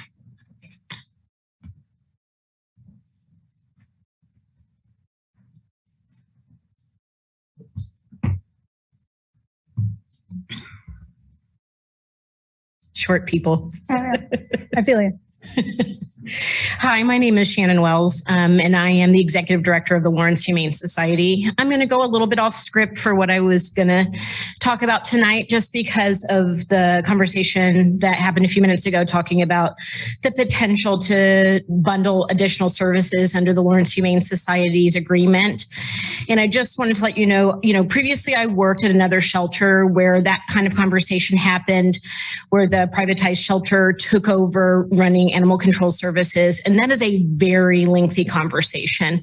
I am worried about trying to bundle these things together this close to the end of the year, when some of the conversation around what we can and will do will have a large dependency on how we're being funded. So I would really like to see the commission look at whether or not they want to secure funding specifically for sheltering services, so that that other conversation can have more of a natural evolution. For us, I think that we've been really reasonable in the fees that the city pays to us for the service that we provide. And it's really important to me that we ensure that that level of service is maintained regardless of how the rest of the conversation goes about additional services. So I think that what you guys are going to find as we get into more in depth on all of this is that per capita, we are very reasonable compared to what other communities are charging for sheltering services. We haven't asked for an increase in the 4 years that we've been operating under our current agreement, even though there was a provision for a 3% annual increase request. We didn't ask for that, especially at a time when cost of goods and services is going up, and when COVID has brought such uncertainty to us. We've tried to just be really good stewards of the money that we did have. And I think when you look at how many services we provide the community, Lawrence residents get about 70% of the services that we provide annually, and that costs our organization about $1.6 million. So when we look at the fees that the city are paying just for sheltering services, we do feel like $365,000 fully funded is very, very reasonable, and that we're being good partners in asking for that amount. So I'm just urging you to consider going ahead and locking in for us to be fully funded, because I think that we've been really good partners, and then allow us to enter into any further discussion independent of making sure that the sheltering services are secured. Thank you.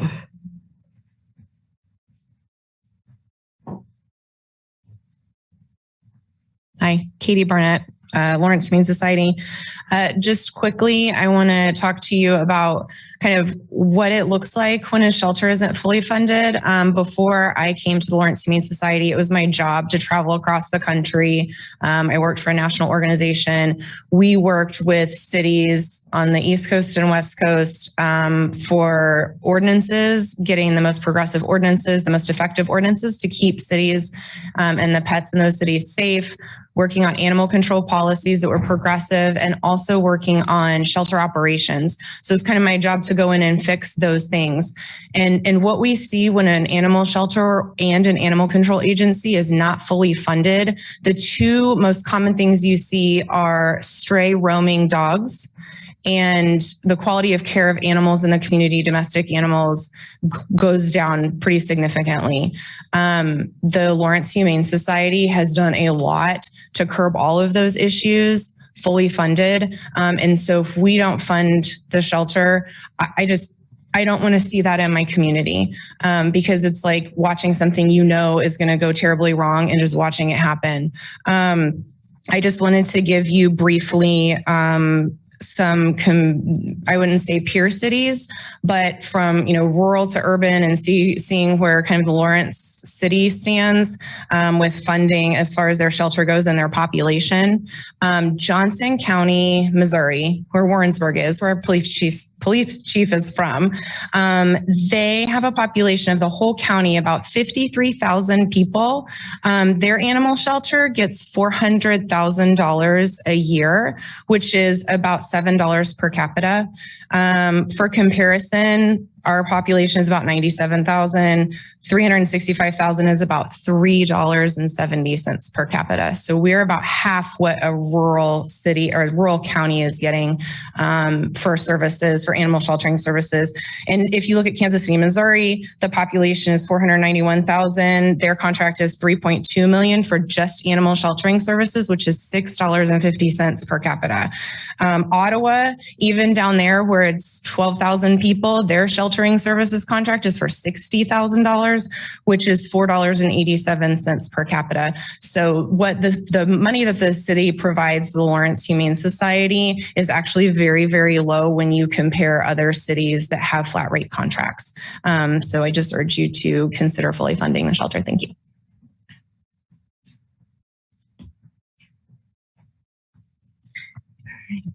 Good evening. My name is Alina Alterman, and I'm the Director of Development and Communications at the Humane Society. So prior to coming to work at the Humane Society, I spent nearly 5 years as a program officer at the Kansas Health Foundation, the largest foundation in the state.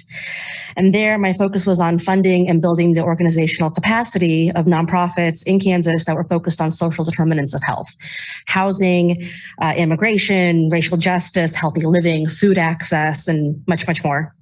And as such, in that capacity, I reviewed hundreds upon hundreds upon hundreds of budgets from organizations across the state, and many of those in Lawrence. And it's often said that no one knows how to budget like a nonprofit. That's especially true at an animal shelter.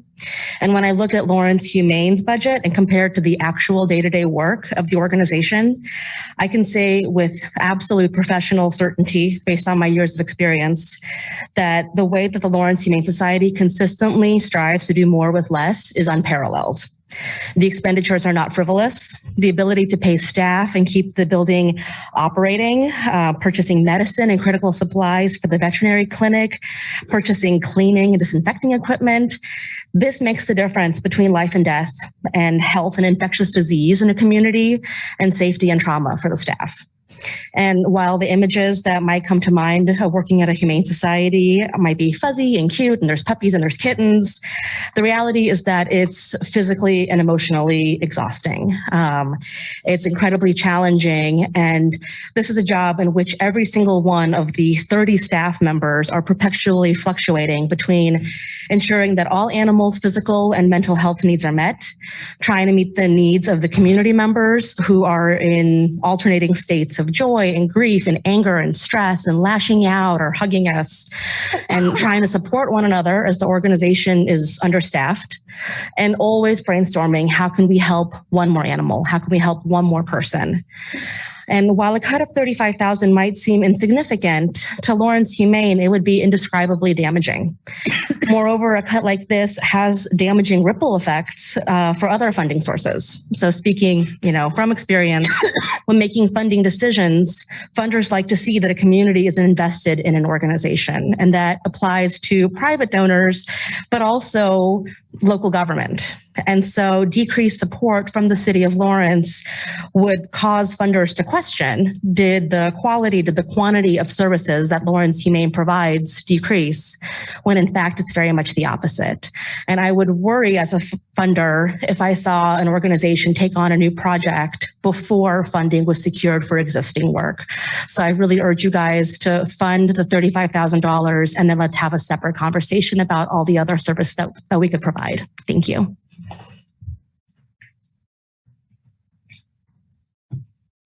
Good evening. My name is Susan Harvey Schmitz. I'm a volunteer, longtime volunteer, and a critical care foster for Lawrence Humane Society. I want to kind of piggyback on a couple of the things that I heard from a couple of you. First of all, Mr. Littlejohn, you had made the statement that it was important to you that the city council take care of the people who are taking care of the city. Did I get that right? That's what Lawrence Humane Society is doing. I think sometimes we get the misconception that it's just animals, cute little fuzzy animals. We love them, but it's not that big of a deal. It is a big deal. What this Humane Society does is to care for the community, and that community includes the animals. And I guess my question to you, what I'm trying to process here is, what if it cannot be fully funded, what are you willing to give up in the care of this community? What will it be? Will it be, these neonatals that we get? Good grief, what did I say? Not you. Would it be in the care of the neonatals? Will they just be killed? Or will the resources be there to take care of them until they can be adopted? Will it be for the homeless folks that have their animals? Perhaps they need to be in a long-term foster for a while until they can get on their feet. Will that go out the door? If so, what happens to those people? What happens to those animals? And I could go on and on. I just want you to be able to think about what you're willing to give up. Because if this Humane Society is not fully funded, don't kid yourself. You're going to be giving up some real tangible services to this community, to the people that live here. And finally, I just kind of want to piggyback on something you said, which is to you, what's important is sound fiscal leadership. Those were the words you used. Am I right? Leadership. Okay. And I just want to say, having been around the block many, many, many years, that sound fiscal leadership is what you've got here. Time. Oops. Okay. Well, that's what I want to say. Thank you. Thank you. Hi, this is Chris Flowers, and I don't want you to defund animal control. I think you should fully fund the Humane Society.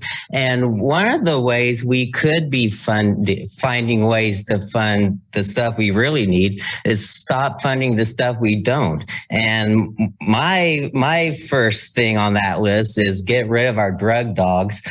We don't need to be risking animals' lives just over drugs. I mean, the war on drugs is a failed experiment, and we need to stop funding it. So get rid of the drug dogs.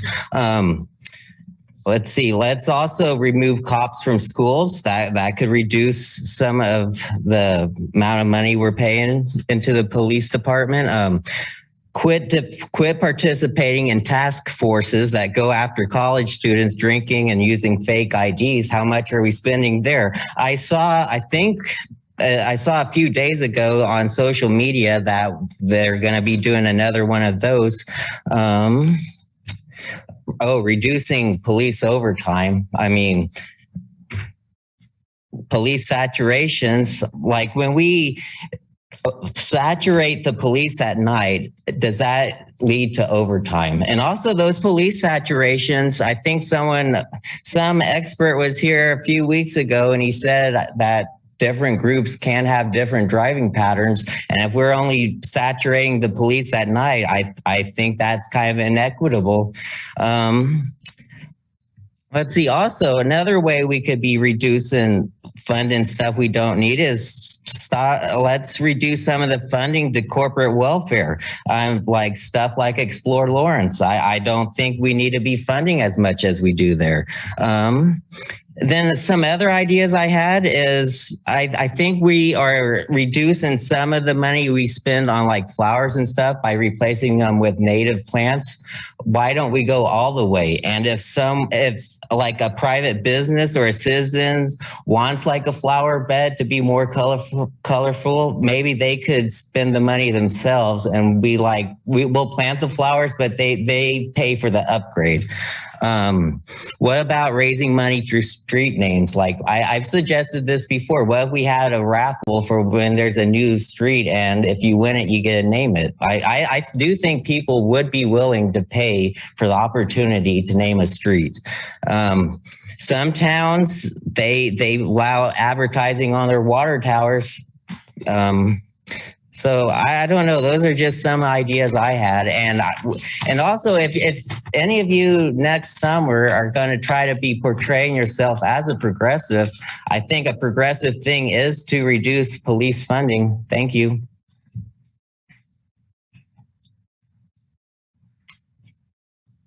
Hello, my name is Megan and I work at the Lawrence Humane Society in the medical clinic.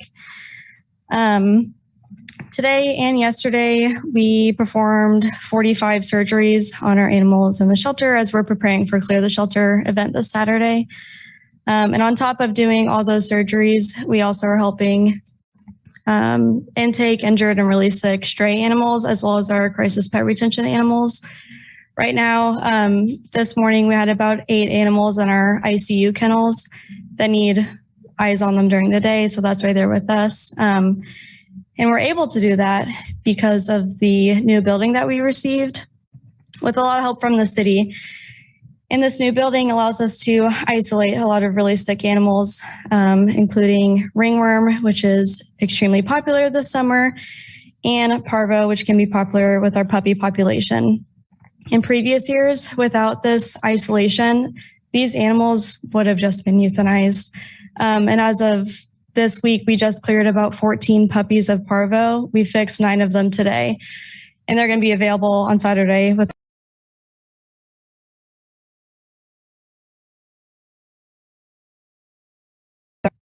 So with that, I don't think that now is the time to stop that support from the city.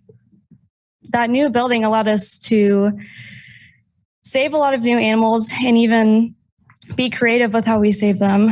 Stray animals and really, really sick animals that come in, we're able to help them and not immediately go to that choice of, I think that we need to euthanize this animal. We're able to give them everything that we absolutely can. And I think that if we were to have a budget cut where we don't even have the chance to have an opportunity to talk about what can we do to at least try something before we go to that choice of euthanasia,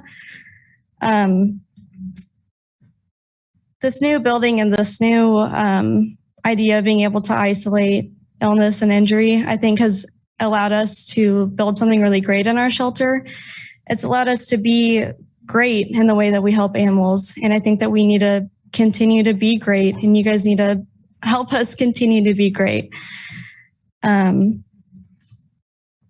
think if we were to lose a lot of funding, it would be devastating to the staff to lose that conversation of how can we help this animal and just move to euthanasia. For staff, that would be an incredibly difficult hurdle to cross.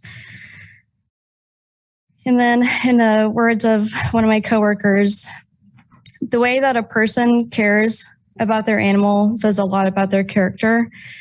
And the way that a community cares about their animals says a lot about their character as well. So thank you guys for hearing us out.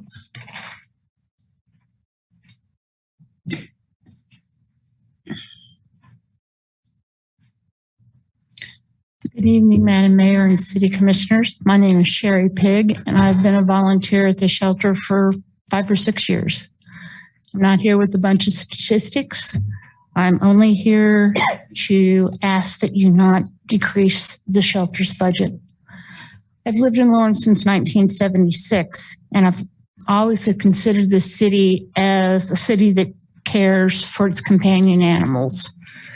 When a pet is lost, neighbors help look for it. When a stray animal is found, people will take it in, take it to the shelter, give it to animal control. The shelter is always there, ready to help with whatever happens. They welcome animals from animal control. They take in surrenders from citizens, and even baskets of kittens that are left outside the building with no one to take care of them.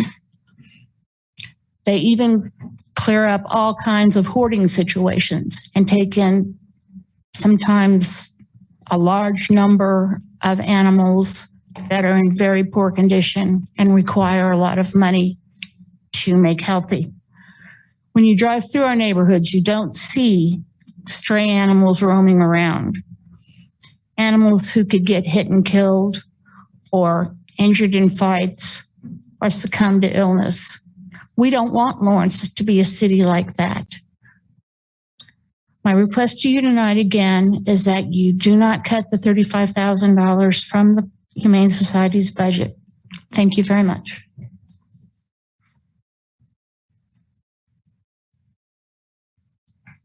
Linda Wheeler, different topic for me. I do support keeping the money in the Humane Society budget. Back in the early 80s, for 2 years, I actually ran the Humane Society. I was the director of the Humane Society at that time. We did not have a very big budget.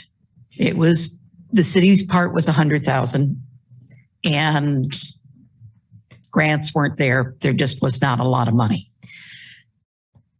I can attest to the stress and how hard it was on everybody when they had to take and put all those animals to sleep that were sick and seriously injured. It resulted in huge staff turnover. It was just emotionally draining, not only on the staff, but on the veterinarians in Lawrence that worked with the staff. I am absolutely amazed at what the Humane Society has done with how little that budget has increased since 1980. So I can attest that I have witnessed that they are wonderful stewards of the money the city is providing them. And as a taxpayer, I am happy to see my part of that go to them. Thank you.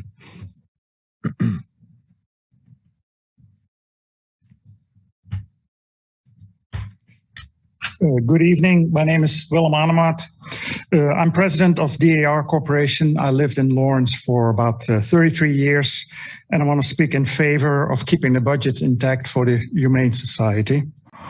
I have, together with my wife and my company, donated to the Humane Society for many years, and I know that cutting their budget will have some dire consequences for their operations.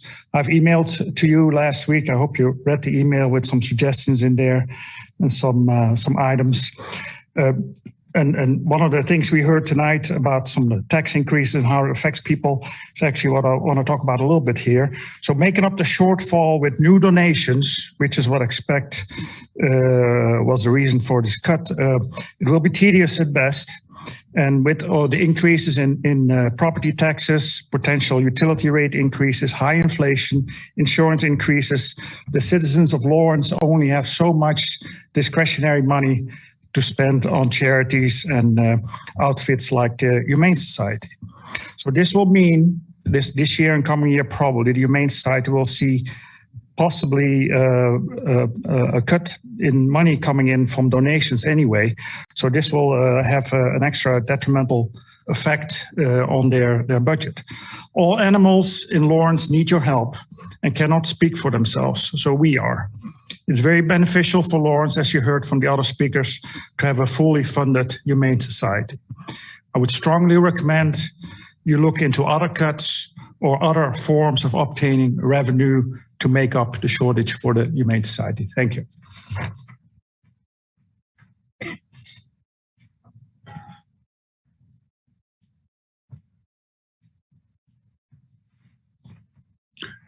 Thank you, Commissioners.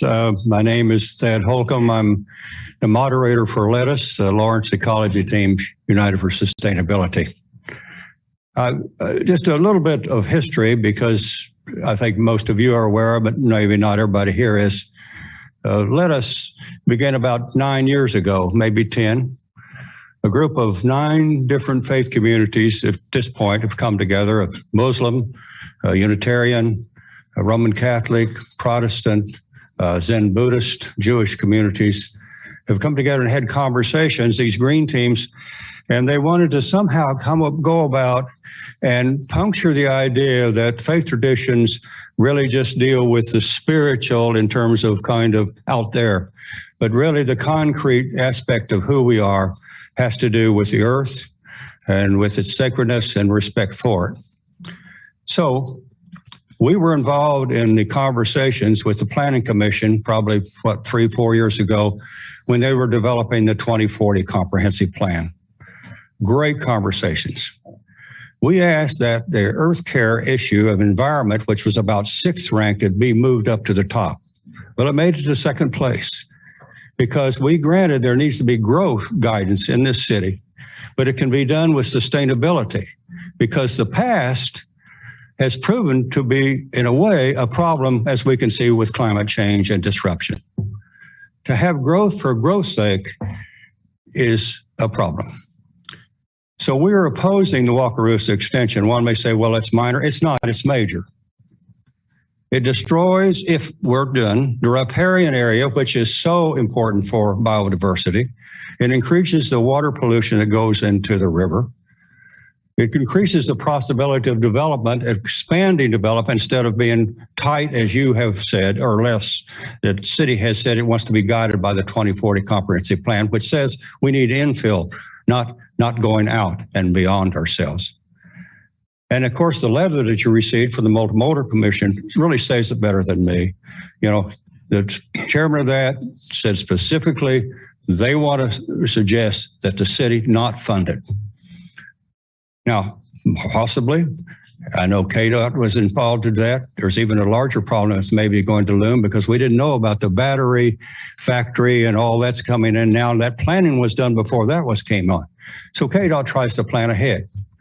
But at the same time, I really ask you to consider the guidelines that have been agreed on by the comprehensive plan in which the city has agreed to follow as well. And that is respect sustainable development. Our goal is to try to heal and defend the best we can the earth. And that includes the animals. That includes all. And so we ask you, if you will, to consider that. Thank you much for your time. Thank you.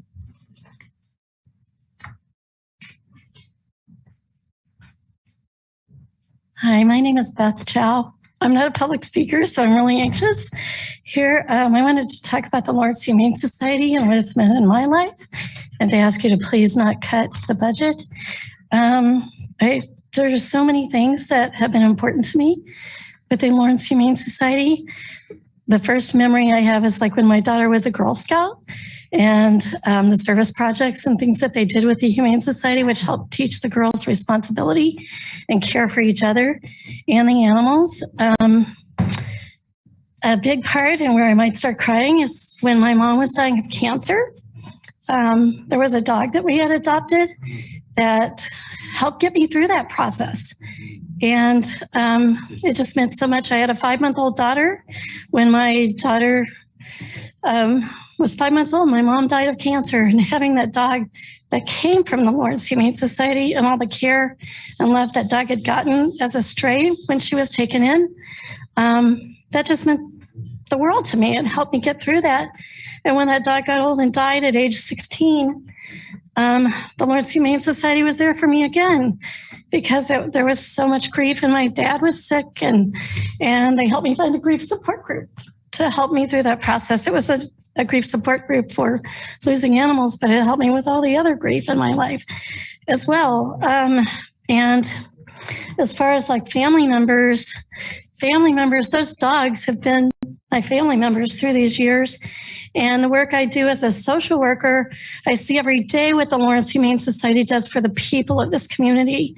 Victims of domestic violence get help with temporary help with keeping their animals, so that they don't lose everything when they're trying to save their own lives. It helps keep families together. People who don't have a lot of money, who have had, their whatever bills increase and changes in their lives with disability and mental health crises, can get dog food and other cat food too. I focus on dogs because I'm a dog person, but all the animals in our lives, and can keep their animals. It means so much. Also, the veterinary care and the microchip program is amazing. That also helps in keeping strays wandering our streets, because we found a stray dog after the 4th of July one year, and we're able to take him in. He was microchipped, and he got home fast because of the Lawrence Humane Society and the programs that they have. So I ask you to please not cut their funding, and to find, I don't know where. It is a hard job you guys have. It is hard balancing all of this. I want to acknowledge that for everybody, but to not cut this program. Thank you. Thank you. Hold on a second. Let's let some of this noise settle down. Thank you. I'm sorry you were interrupted somewhat. It's okay. Hold on. Let me, please. Let's, The speaker? The speaker? oh, okay. Some music. I apologize, ma'am. Oh, I'm just, I got on a roll and got through it. So. Somebody's phone? Yeah, she couldn't hear it.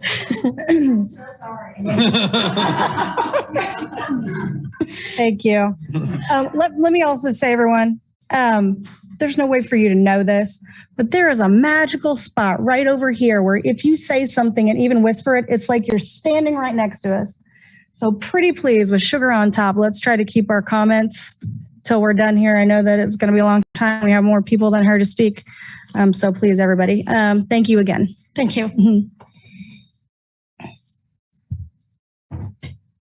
Hello, John Hanley, Chairman of the Board, Lawrence Humane Society. I don't know about you all, but I'm always humbled, and so is the rest of the board, when we hear from the Lawrence Humane team, especially when we hear from staff members, especially from when we hear from shelter supporters that we made a difference in over the years. It's truly humbling work, and we're grateful for all they do. I would simply ask that you fund Lawrence Humane Society at the level specified in our contract. For the year of the contract that's up for discussion here. And I think what's awesome about the strategic plan that you've all undertook and the budgeting process that we're all going through now is that you get to decide, from hearing from all community members, from all walks of our community in Lawrence, what type of community we want to be. And I would suggest that that type of community includes a shelter that is best in class nationally and goes above and beyond being stewards of our taxpayers' money and making a difference for animals, just like mine. I don't do this to be gratifying to myself, but I think we need to show. One of the reasons we're all here today is graduates of Lawrence Humane Society, just like all of our pets, just like all of yours. And it's why these folks do what they do and why Lawrence Humane makes a difference in the community. Thanks for your time. Thanks for your service. And thanks to all of our team, the board, and our supporters as well.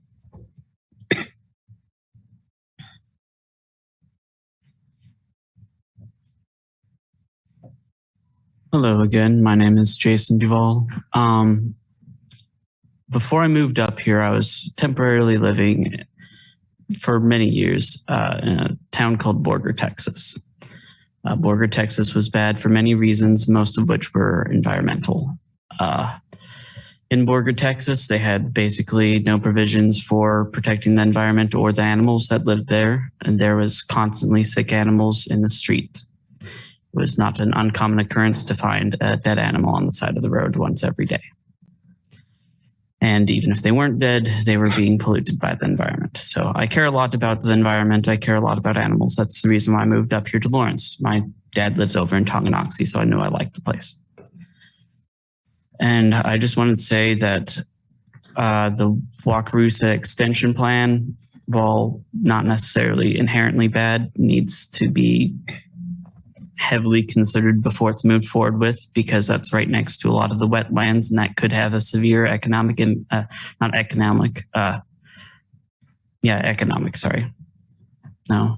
ecological impact. So that would need to be contemplated. Furthermore, about the environment, the Prairie County Nature Center, I saw that it had been proposed to be closed. And I want to say, while it's no longer being proposed to be closed, I find that attitude not good, because a lot of the appeal of Lawrence is how well nature is treated here. And that center is in a good place for doing that, and is in fact one of the first places that I visited upon moving up here.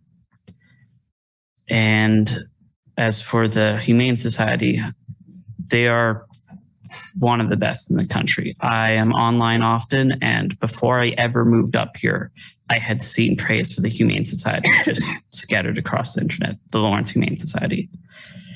And when we first moved up here, I had left Borger in a hurry because I hated it. I'd actually made myself temporarily homeless before moving in with my dad. And while temporarily homeless, the Humane Society was able to help me take care of the 2 cats that we brought with us. And they provide an essential service, in my opinion.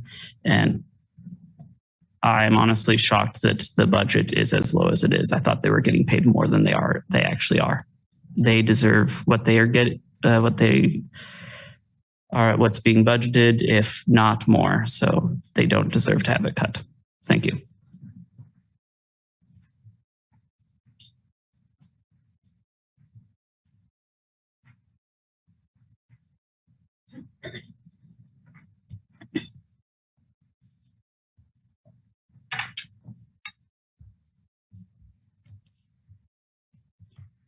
My name is Steve Cadu. 628 Forest Avenue. I'd like to bring the recognition that Haskell Indian University started class this past Monday. And I have spoken here to the commission about the Wakarusa extension plan. Haskell is attended, as they have always been, by Native American students from throughout the United States. And a great part of their environmental science education will be the study of the environment. And in fact, the Haskell wetlands is used for a lot for field study. So I would just like to remind, and I will continually remind the City Commission that they should always consider and recognize in development planning, even in fact maybe in the strategic plan, maybe a memorandum of understanding between the City Commission and Haskell Indian Nation University that any development plans there should be meaningful consultation with the administrators and including the students of Haskell Indian Nation University. And I think the recommendation, as I understand it, that the Wakarusa development plan is hopefully not to go forward, or certainly it will require a lot of more environmental impact statement studies. So, but I would just like to remind the commission that Haskell Indian Nation University did start the classes this past Monday, and as you know, you're always invited to attend Haskell events, and the students would be honored and feel proud that the city of Lawrence recognizes their presence in the community. And I thank you for this. Thank you for this presentation. Thank you, Steve.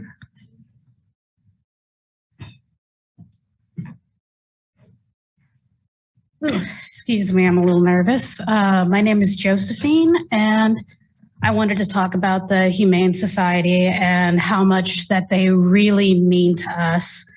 I'm from a town to where if you do have sick animals, it's hard to get care for them. I remember being young, and I would occasionally find kittens in the bushes, and I would go to try to get them help, and I was always denied that.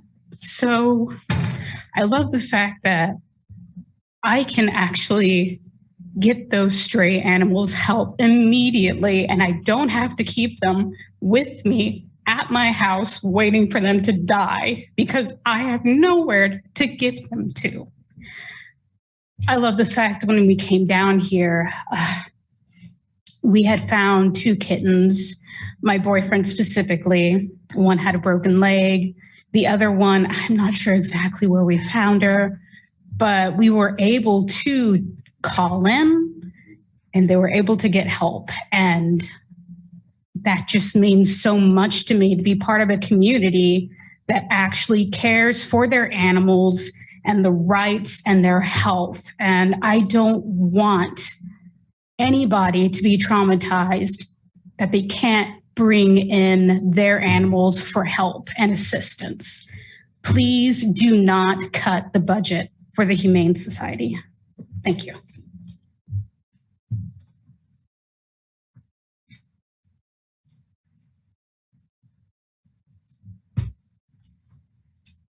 Hi, I'm Lindsay Ressler. I'm a registered voter and I have 3 Lawrence Humane rescues at my house. I would like more, but my husband says that's enough.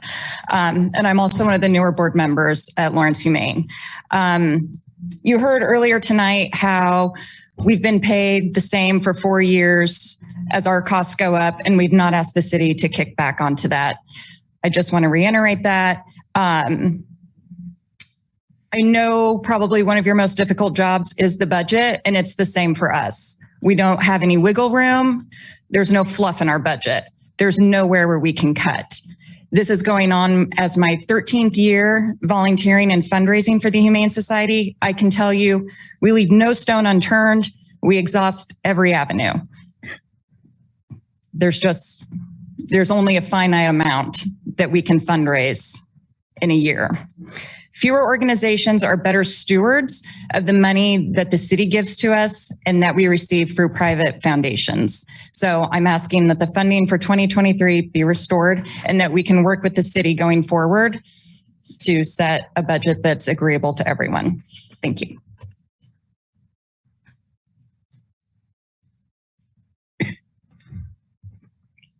I had not planned on speaking this evening. This is a little impromptu, so I apologize if I get emotional here. My name's Alex Stouffer. I'm a foster and volunteer for the Humane Society since 2018. At the time that my wife and I decided to start fostering, this was after a difficult decision that children were in our future. So we leapt headfirst into this. Why not? Can't have kids, might as well have dogs. So got a little crazy, you know. What started as one is there's a 9 in my house right now. I think I don't even know. It's a lot. It's a lot. I probably wouldn't be here speaking to you if it weren't for the programs that the Humane Society has put in place. Depression is a hell of a thing, and it catches up to a lot of us. And being on the side that I'm on now, being involved and having the resources to help these animals out, having a home, having space to stretch out, and being fortunate with my finances to be able to allow these animals in my home. I've seen the other side of it. It's brutal. These folks are making terrible, terrible, difficult decisions about whether they're going to feed themselves or their animals. And this organization stepped up, and the progressive ideas that they put forward in the last few years, this can't be understated. It's brilliant. It's not something that you're going to see at organizations around the country. This isn't a normal animal rescue organization. This is far beyond even what you see in larger cities. So I can't speak to the numbers, and I don't envy the position that any of you are in. But I can say from a personal level that my commitment to my community has never been stronger because of this organization. Because of my involvement with them, I have been led to be involved with a number of other organizations that we have just a wealth of here in our community. And you can name them all off, Just Food and all these incredible food banks and all these incredible resources.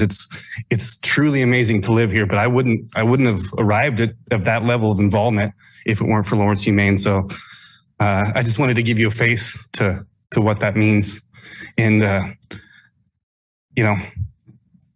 leadership in the last several years has really stepped up.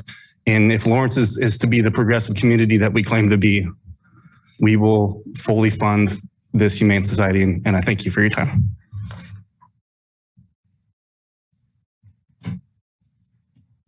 Hello, my name is Ray Zhao. I just want to piggyback on some of the comments made here tonight. One lady said a community of persons' characters define how they treat the animal. I cannot agree more than that. I mean, I strongly agree with that. I come from the country that's not treating animal very well, and I have personal experience. And when I come to Lawrence and find the Humane Society, and it's a life-changing event for me. See how they take care of animals. And you guys heard my wife talking about earlier, how the Humane Society helped us as a family. And every time I walk the dog, people ask, oh, where'd you get that dog? I was so proud to say I adopt this dog. And then we're talking, oh yeah, I adopt this dog from Humane Society. So everybody's so proud that they are related to Humane Society. Another thing I want to say is, I might be wrong, but based on reading the newspaper and the article, you guys using the COVID relief fund, APRA, to balance the budget for $35,000. Can you use some of that money to balance the budget to help Humane Society? I might be wrong on that. I'm an engineer. I know how hard you guys work to balance the budget. It's not an easy job. I think you guys are doing a great job. I'm just here to hope you guys can find anything from the budget that we're using the COVID relief fund to help Humane Society. Thank you so much.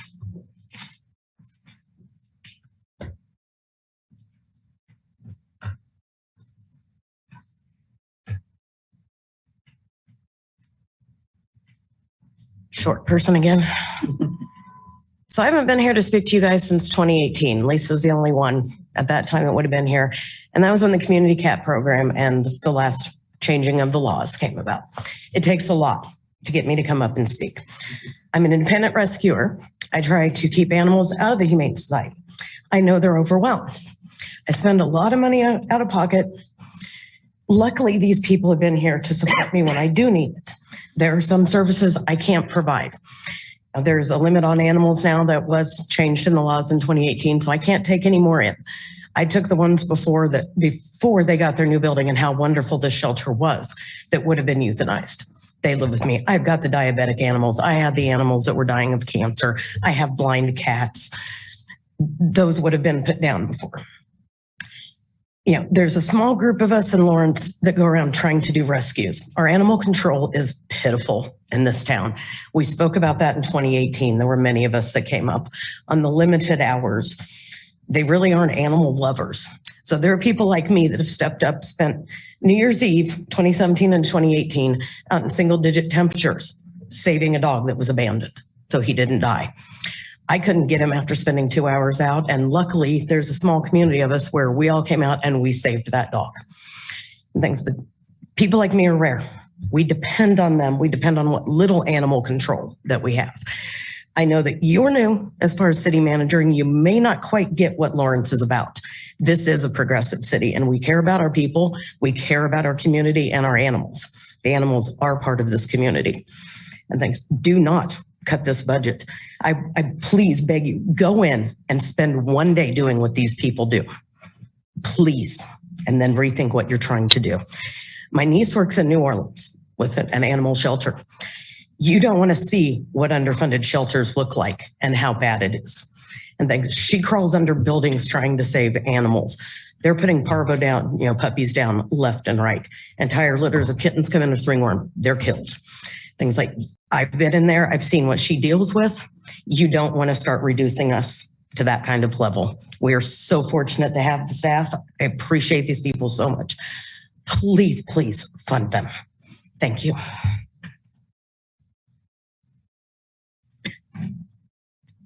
Any more public comment live in person in the room? Let's see if there's anyone online. If there is anyone, raise your virtual hand.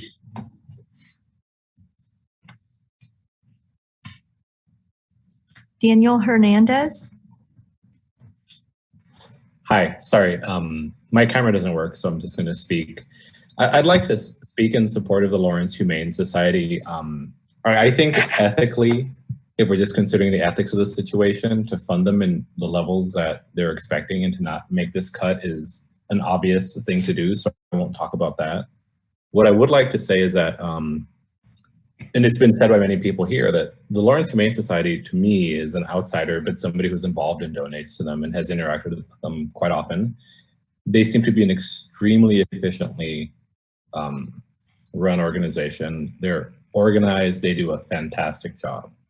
So even just from a pure economics perspective of talking about investment, I mean, this money, I think, is going to a place that is using it to the best of their ability. There's very little waste. It's just very well done.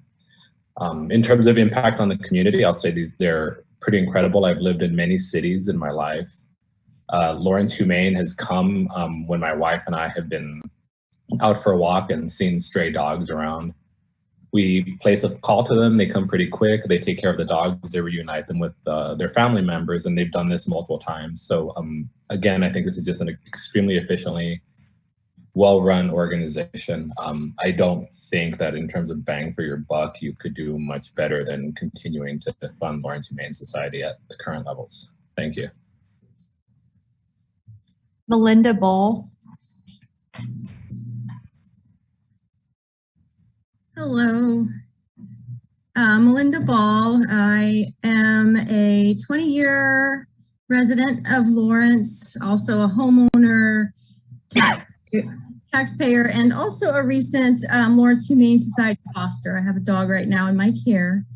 I don't want to extend too much than what we already have gone. I support a lot of what people have already said in regards to opposing the $35,000 budget cut to the Lawrence Humane Society. I find that it is a vital, essential part of the community. It's also a public safety issue. If you were to cut it, it just serves a very essential role for the community and the animals as part of our community. I also want to add that I also oppose the Wakarusa extension. Just as animals are a vital part of our community, so is the environment. And so I would just like to add that. Thank you so much for all you do and your time. Is there any other public comment online? That's it, Mayor. Okay. Let's go ahead and bring it back to the commission. Oh, before I say that, that ends the public hearing, though the public hearing is closed. Any comments or further questions from commissioners?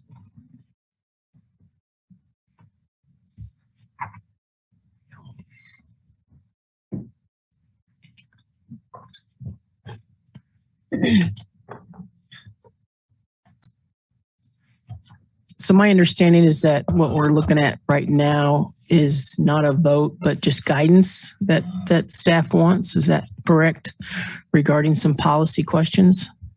That's correct. The two policy questions that we posited earlier is what we're looking for guidance on. With the passage of resolution 7445, we are exceeding the revenue neutral rate. So the question now is, would you like to hold the mill levy flat, meaning that the city would reduce its portion of the levy 0.077 and increase the library that same amount? Or would you like to keep the city's portion of the levy flat, at which point we would increase revenue about $99,000 and you would have that funding available for projects, or we could use that to lower the reliance on the ARPA funding.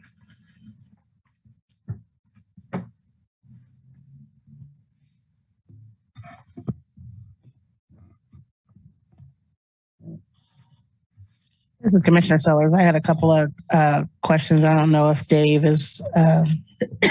Cronin is still on. We may have lost him. Nope, he's here. In regards to the South Lawrence Trafficway project, I know when we had some initial discussions, May-ish, June-ish, we voted to approve the letter recommending that we move forward with this. But we have, to my knowledge, we haven't started any planning or design pieces with that. Am I to understand that to be correct? Yes, this is Dave Cronin, city engineer. We have not started any design or planning pieces with the Wakarusa extension south. Just so everyone's understands and is clear, the other pieces that are included on the city's participation, Wakarusa to the north and the improvements to East 900 Road, those are included in KDOT's plans, and so those will be in the plans regardless. But the Wakarusa, specific to Wakarusa Extension South, no, Commissioner, we have not done anything. And then I know we've discussed, my familiarity with the area because we have, YSC and that land being owned by the Army Corps of Engineers and where the extension would lead to 1200 Road. Now I know that area to be a floodplain, but I only know it to be a floodplain. I don't know it to be a wetland. Is that correct? Or am I understanding? Or is it included as a wetland in addition to being a floodplain area?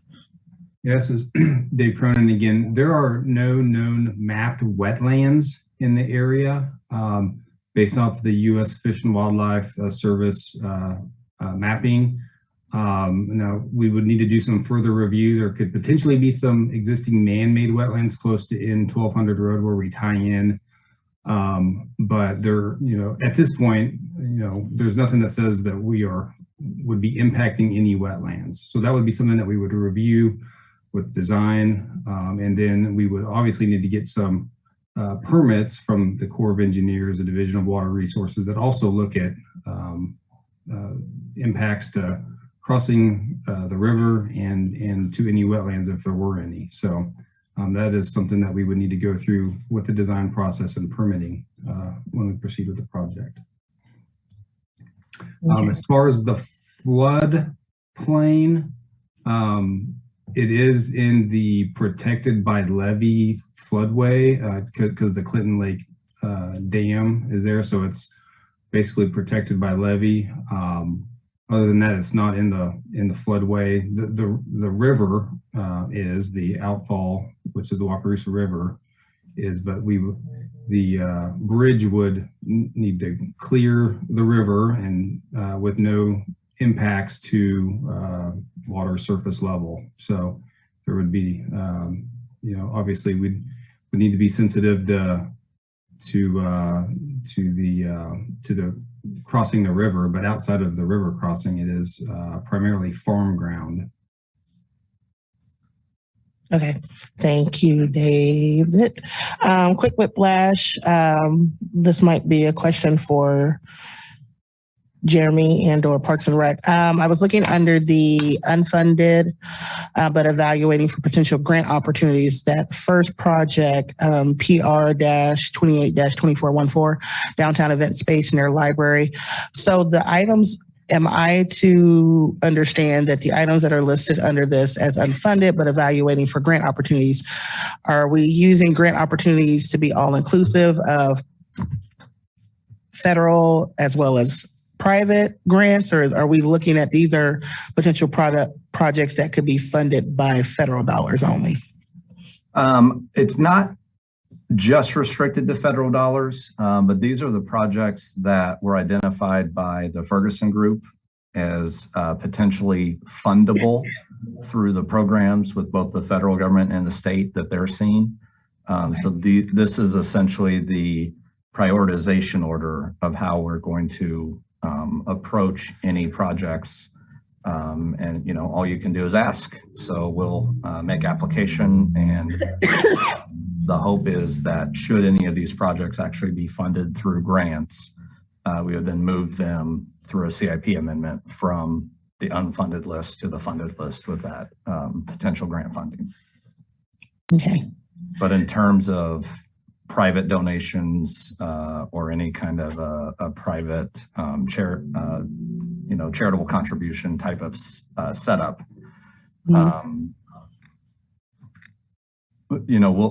if we're alerted to that, we'll certainly look into it. But those are really earmarked more for 501c3 nonprofit situations, not necessarily government.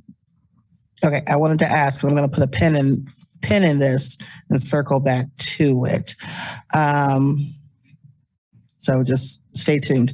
In regards to the two questions that you had, I'll come back to two. For one, Jeremy, I would be in agreement for leaving the city's portion flat and sliding that other piece over to the library. So just to make a note of that. There was a gentleman who brought up a question. I know this is for the commission as well as Craig. You can add some context to it as well. To the gentleman that brought up in regards to the $35,000 deficit for the Humane Society, and why wouldn't the ARPA dollars be an option for that?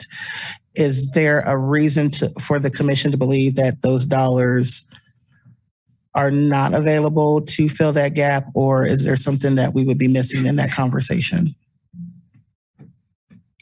Well, that's the same as all of our gap funding. This is replacement revenue. Right. So we would, if you put the 35 into that, then we would draw down the ARPA money $35,000 more, much like we did with the Prairie Park restoration. That's coming out of that. Right. So that number gets bigger that we have to use. Thus, the roughly $8 million that we have to we'll drop some more would reduce by 35. Okay. If I could also add, those being one-time dollars would mean that we would either have to find additional revenue or additional cuts in 2024. So the proverbial kicking of the can is what we were trying to really constrain and convert the ARPA from revenue recovery to projects so that the general fund can be self-sustaining in 2024, hopefully, rather than 2025 or 2026. So these are all just considerations that, any one-time revenues that are used for ongoing operations just creates a problem down the road. Okay. Oh, yeah. Okay. Is Derek on? Derek Rogers? I thought I saw him earlier. We're all available to answer questions. Okay. Well, I didn't want to get too much into the budget and switching some projects, but the reason why I brought up PR 282414 because I was looking at PR 262606, which is the large park shelter, and I was wanting to at least entertain with the rest of the commissioners, the governing body, possibly switching that out for 2414, which was the downtown event space. I know I was doing some side-by-sides with the priority-based budgeting score and just looking at the narrative for the projects, and just wanted to have a discussion about switching it out. I know it's a lower funded piece, but looking at the narratives, I felt like this would be a project that would be more value add, would have a little bit higher value add than the large park shelter. But then I noticed, noticing that the project was also on the unfunded but grant piece is the reason why I asked the question if the Ferguson group felt that they felt pretty confident that there could be some funding available for that. So with Jeremy's response, it may be a moot issue, but at least wanted to post that suggestion of switching those out for funded CIP projects, switching out 2606 for 282414. But other than that, I don't have anything else. I had a follow-up to Commissioner Seller's question around Wakarusa, and if it could pop back in. If just a little reminder, I guess, of why the idea for the road was conceived and the idea behind it, the south portion of the road. Because I believe, or in an earlier discussion, it was related to the fact that the only other road out there was the dam road. And since the extension on Castle had been closed. So I just wanted to make sure to go ahead and clarify that. Yeah, Dave Cronin, city engineer. So you're correct, Commissioner. When Castle was closed in 2018, that really pressed forward the need to move forward with constructing Wakarusa to the south. That's an extension that's been in the city's long-range transportation plan for about 25 years. So back to transportation 2020, 2030, and now 2040. To clarify the concern about building the road for development, it's really not being built for development. It's being built to restore access to the county, between the county and the city. The traffic projection that was done indicates that opening day, when the interchange is built and if the road's extended, the traffic volume would be about 3,600 vehicles per day. And so those vehicles would then need to either route east to Iowa or use the park roads, the Clinton Park Dam or the dam below, or the road below the dam, which are both park roads. And so it really wouldn't be appropriate to route traffic over the dam or the park road. Those are really for recreational trips and are used by pedestrians and bicyclists and park users and not a thoroughfare for traffic. So it really is, something that it was put in the city's CIP again because of the Castle's closure. So it's kind of, really accelerated the need for it. And it would be the one major north-south road across the river west of Iowa. So, for those reasons, I think it's important that we consider moving forward with the project, but also be very cautious and listen to the concerns about the environmental concerns as we move forward. So hopefully that answers your question. Yes, thank you, Dave.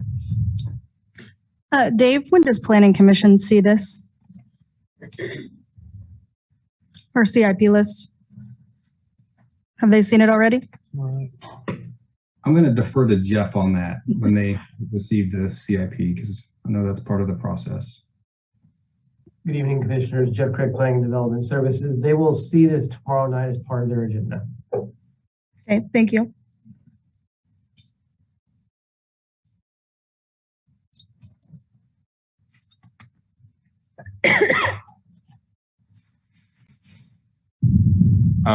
Which, by the way, also with Commissioner Sellers, I would, I would approve and be in favor of just keeping our current mill levy flat, but and adding the library on the top. So.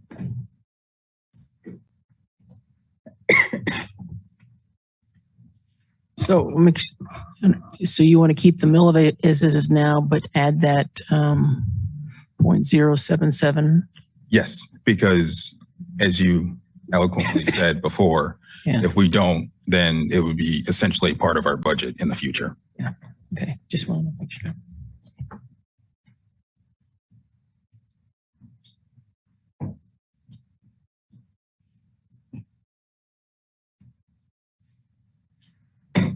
I'm sorry, what's our other question for Jeremy? Anything to the budget that we want him to take a look at?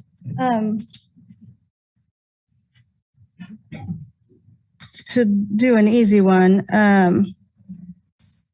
since their contract goes through 2023, I don't see any reason we shouldn't make good on it. It's not, we understand where that money is coming from at this point, but that I believe gives us a year of hopefully good faith, positive partnership with them to look at things a little bit differently with our contract. Just to answer that one off the top, unless anyone disagrees. So our contract The goes Humane through, Society, yeah, okay. fully fund them for the year that we Okay. agreed to fully Okay. fund them. Okay. Or fund them for Okay. the year we agreed Okay. to fund them, 2023. Let me talk. Okay. Sorry. So my understanding, we got the contract is through 2023. Did that include funding in that contract? Jeremy Willis. So all of these contracts have a budget provision. So the agreement essentially says that what you put into the budget is what the city will pay. So there's no dollar amount stipulated. No, there's a dollar amount in the agreement, but all the budget. agreements in Kansas have to have the budget basis and the cash basis rules. And so this agreement would comply to that as well. So if the budget were lowered, then we obviously could not provide funding that wasn't put into the budget.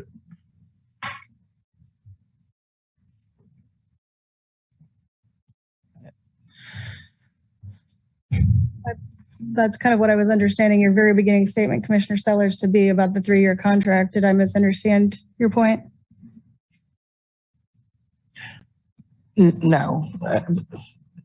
My question was, because I could not remember if they had it was an annual or a 3-year. And if in the 3-year what we were discussing today with the budget would be reflected upon renegotiations of their budget. So I was thinking that this could pre-tell future contract agreements. So that was where my question was going. More for personal clarity, less for anything else other than that.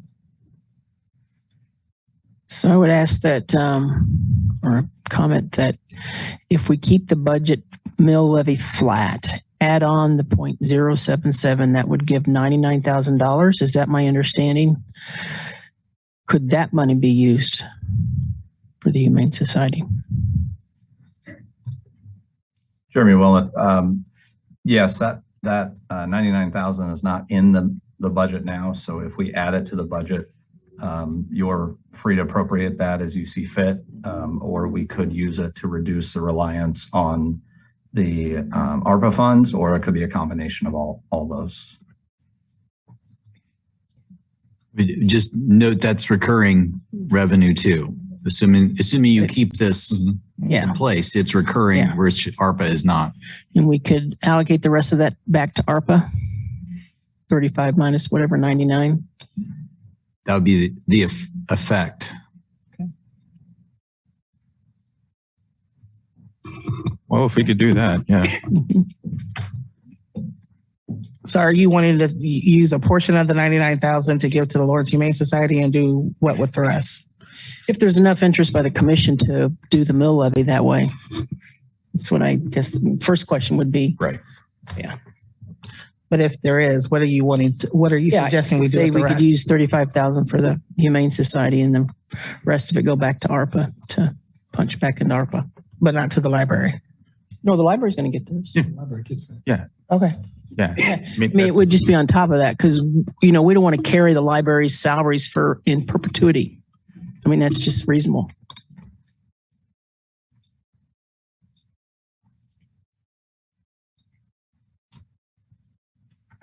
And I don't think we have authority not to give the library their allocation of the mill levy, even if we wanted to. We went through that a few years ago, remember? Yeah, we have to give it to them. That was one of the best examples of public comment I've ever seen in my years of watching. Okay. Yeah, I just wanted clarification because I know that was a pretty hot topic.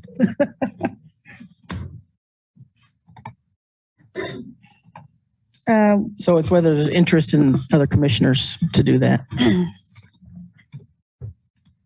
I would be in favor of that, provided, the other commissioners would think it would be prudent to keep our mill levy flat, but then add the 0.77 on top, which would, or 0.0, yeah, sorry, on top, which would produce the extra 99,000, which we could then portion off for the Lawrence Humane Society to make up the difference. Does that make sense to everybody? Commissioner? I don't think. Huh? I want to keep the mill levy flat, but I hear what you're saying. You're making good arguments, but I think it's a bad precedent to raise the mill levy at a time like this, even if it's 0.077. But I mean, I hear what you're saying, but I don't think I'd support that. But you know, so that's my thought.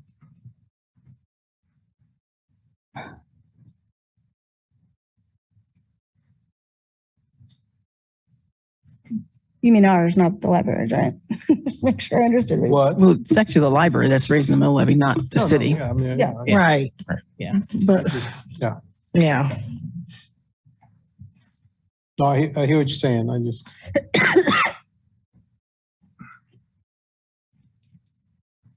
Okay. What do we have consensus for? Trying to cobble together what everyone's saying here. Do you care about whether well, yeah, you already said, Yeah. okay. So that's 3. No, it's just with the 99. I can see us using a portion of it for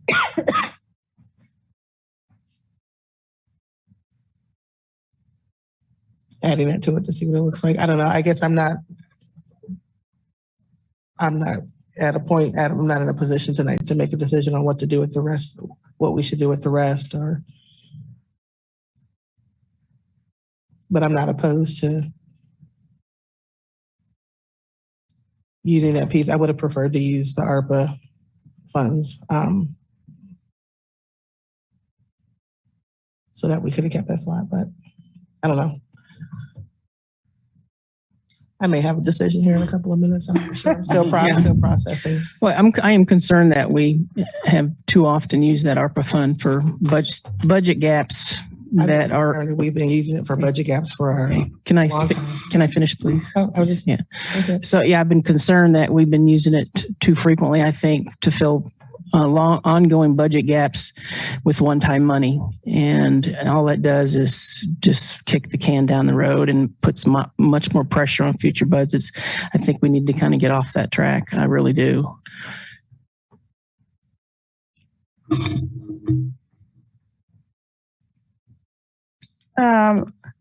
Maybe while you cogitate, I did not print what the new description of the MS220029 was. So I can't pull it up fast enough to check what it says now. Someone in the audience was bringing up what it does, what it may or may not include. And I'm a little interested in being clear about that. Sorry, Mayor, could you repeat that number? That might be for Dave.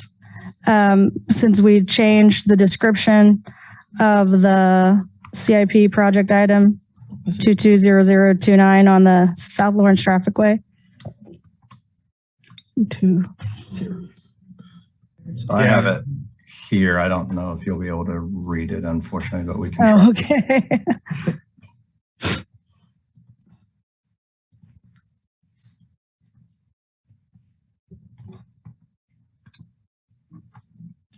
Is that legible? Yeah. Oh, wait, that's not the right one. No. That's not the right I'm one. looking for 29, not 22 what? 220029. I'll go 0029. Okay.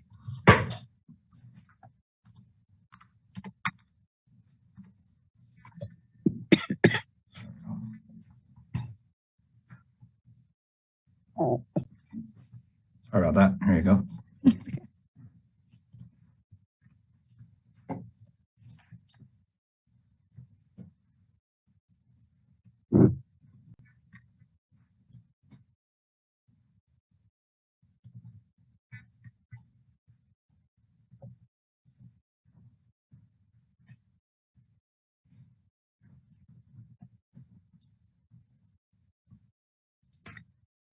Okay.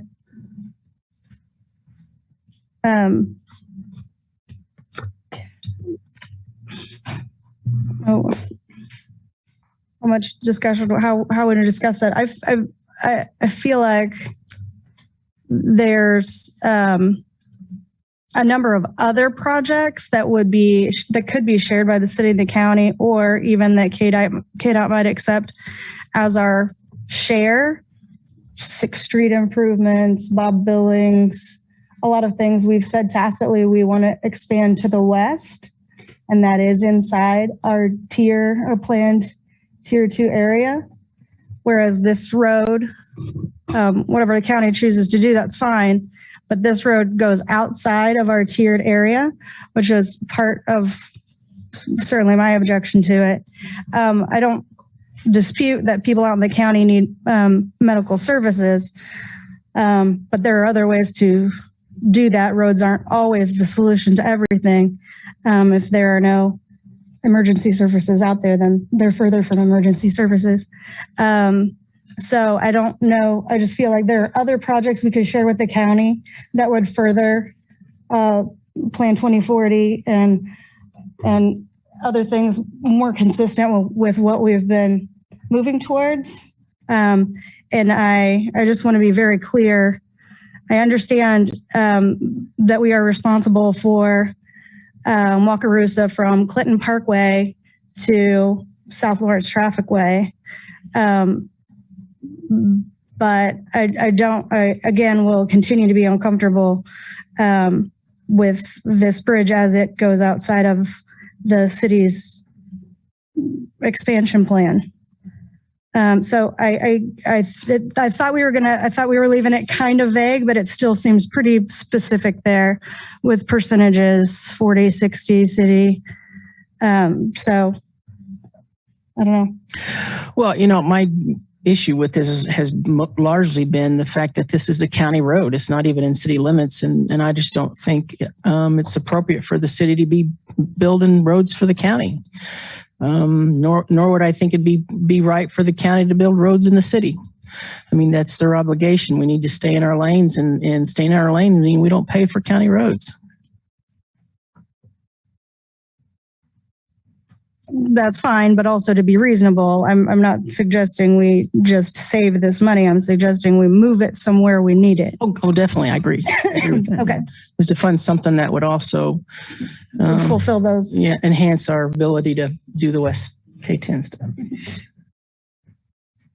Well, I mean, we also have to consider, especially with Panasonic coming through, that it's going to affect multiple towns, not only like DeSoto, Eudora, us, and our previous plans are to grow west. But who's to say that other additional plans might not come into play? So, as in terms of south or east or north or what have you, I'm just throwing directions out there. There are going to be a lot of people coming. It's going to be a lot of businesses coming. So it's going to take a lot of planning and a lot of introspection on that part. As well, I think, forgive me if I'm wrong, I think the county is working on their open space plan. If I'm mistaken, which I've heard a lot of folks talk about sustainability and making sure that we are protecting those green spaces, but I know that's a good portion of the conversation as well. So I'm not privy to how far along their work is, but I know those conversations are being had. So hopefully, that can be included as well. Sure. They're not very far along in that conversation, which is, of course, another reason I'm not in a great hurry for this, because they may or may not identify that as a space. Again, there are other solutions to getting emergency services to those people. My grandfather lives out in the county. This road won't help him or most of the people, but what would be an ambulance service anywhere out there between here and the county line. So that doesn't require a road. That requires a different kind of conversation. But sometimes we just see roads instead of other things. So I just, I agree with Vice Mayor Larsen especially since it's outside of our planned growth area. We don't necessarily throw all of our plans out. And yeah, it is inconsistent with Plan 2040 in my view. I kind of agree with some of the statements in Multimodal Commission's letter. I think we could take that somewhat seriously. Well, I also want to make sure that we don't conflate things and, let the process play through. Dave, I know we're going to have a conversation with KDOT coming up.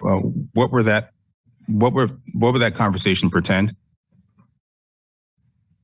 Yeah, Dave Cronin, city engineer. I think it's really just to start discussing now getting a city-state agreement formally drafted and executed on our participation. So when we had these discussions last spring about city-county participation, the reason they considered the Wakarusa extension south was because of some of their actions with Castle being closed on K10. KDOT took that action, and one of the results was increased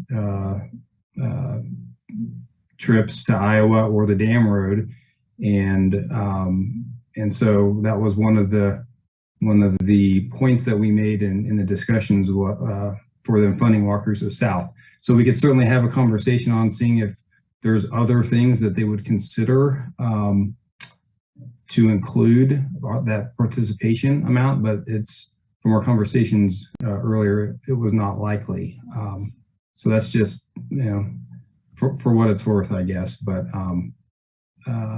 so, yeah, I think, when we meet with them, it's really just to kind of have a conversation about, our cost share and getting an agreement and probably overall schedule for our projects in the SLT project now that it's funded for construction.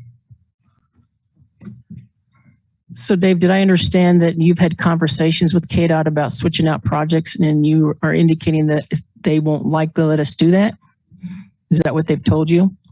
Well, in the spring when we were talking about things that could be participating projects, these were the ones that were identified. The one specifically that I asked them about was an at-grade or a grade separated crossing for the Lawrence Loop at Iowa, where the bike path crosses Iowa, to have them consider having a improved tunnel or bridge crossing there, if that could be included, because that's something that's in our an improvement that's in our bikeway plan for an improved crossing there. And that was something that they were not agreeable to using that as part of our local match. Now that we could still go after grants and tie that into the project. So I don't think that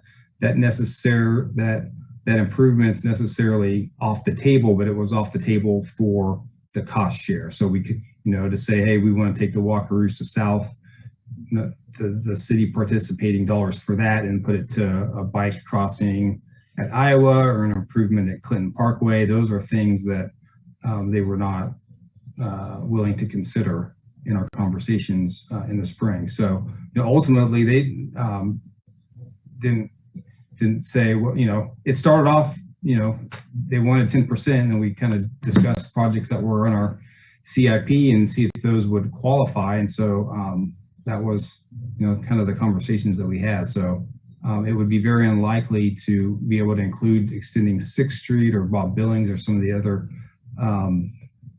street improvements that I think we're going to need west of K10. It'd be unlikely to be able to include those as our local match.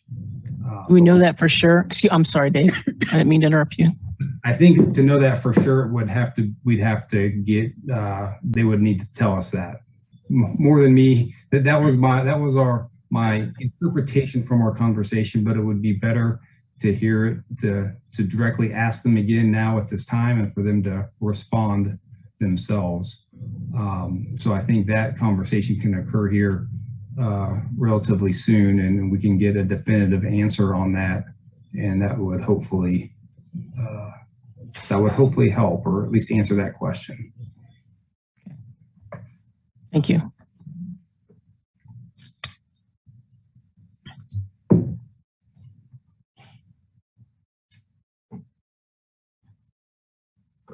Okay.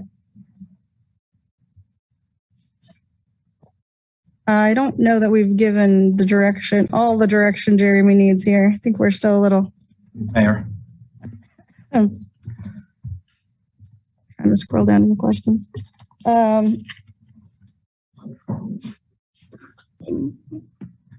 Mayor, this is Jeremy. Yeah. If I could, they say to err is human, and I'm certainly not exempt to that. We had a discussion a little bit ago about the agreement with the Humane Society. And unfortunately, I think I was thinking about a different agreement. So I actually pulled up the agreement. I want to share it with you all just so that there's no confusion. This agreement obviously predates me, but I apologize. The agreement said that in 2019, the city shall provide $365,000 to the Humane Society for shelter operations. And then that compensation every year thereafter would be subject to the governing body, which is what I had mentioned to you all about the cash basis law. But a little farther down in the agreement, it says that compensation beyond 2019 is actually not guaranteed. It's something that's going to be asked for annually in writing. So I don't want to give the impression that the $365,000 that has been given traditionally since 2019 is an obligation on your part, the city commission's part, for 2023. If we followed tradition, $365,000 would be what has traditionally been given to them on an annualized basis. But there's nothing in the agreement per se that says it has to be that amount. So the discretion is to the city commission, and I apologize for saying anything to the contrary. Thank you, Jeremy.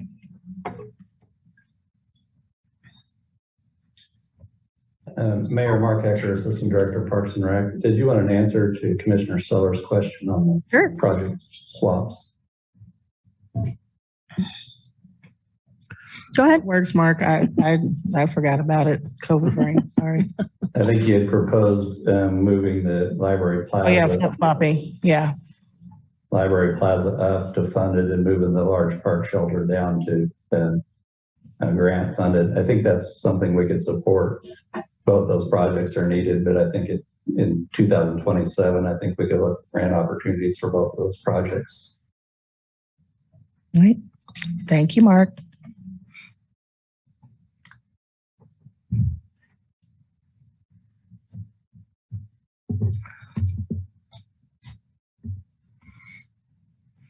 So I hear one commissioner saying, you do want to reduce the city's portion of the mill levy. Is that what you're saying? Yes. Okay. And leave it at 33.2 now. Okay.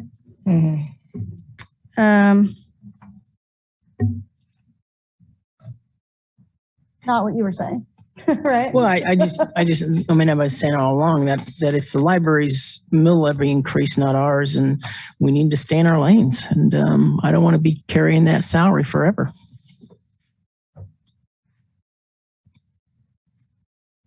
No more than I expected them to carry some of our salary.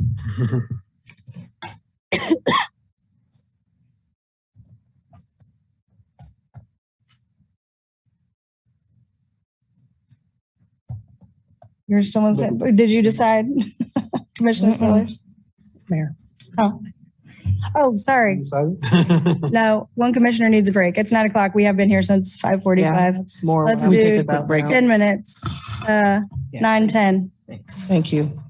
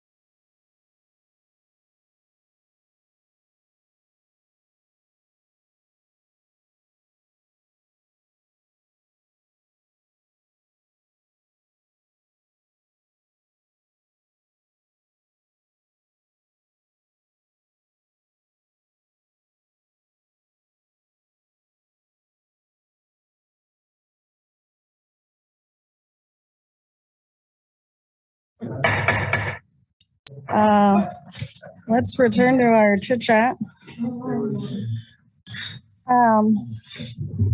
Well, hopefully, one commissioner is able to help us navigate our way out of this. I do want to follow up on something because, of course, I do. Dave, the Wakarusa Stoneback Drive to Clinton Parkway, it's a separate CIP item.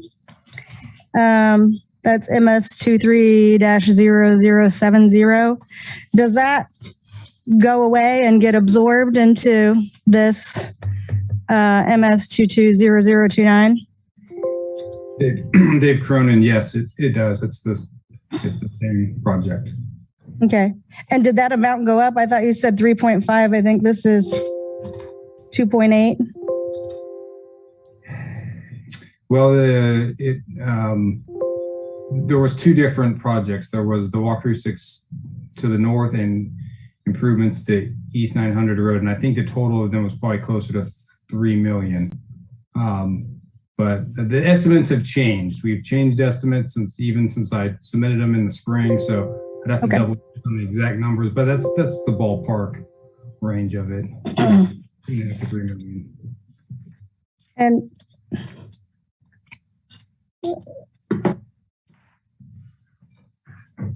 these are for 2024. If we approve these, when is the next time you're going to show this to us, and so that we approve any of that funding or disapprove it?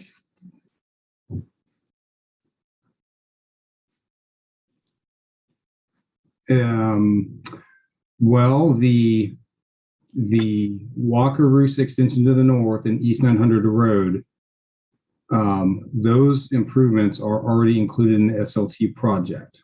Mm-hmm.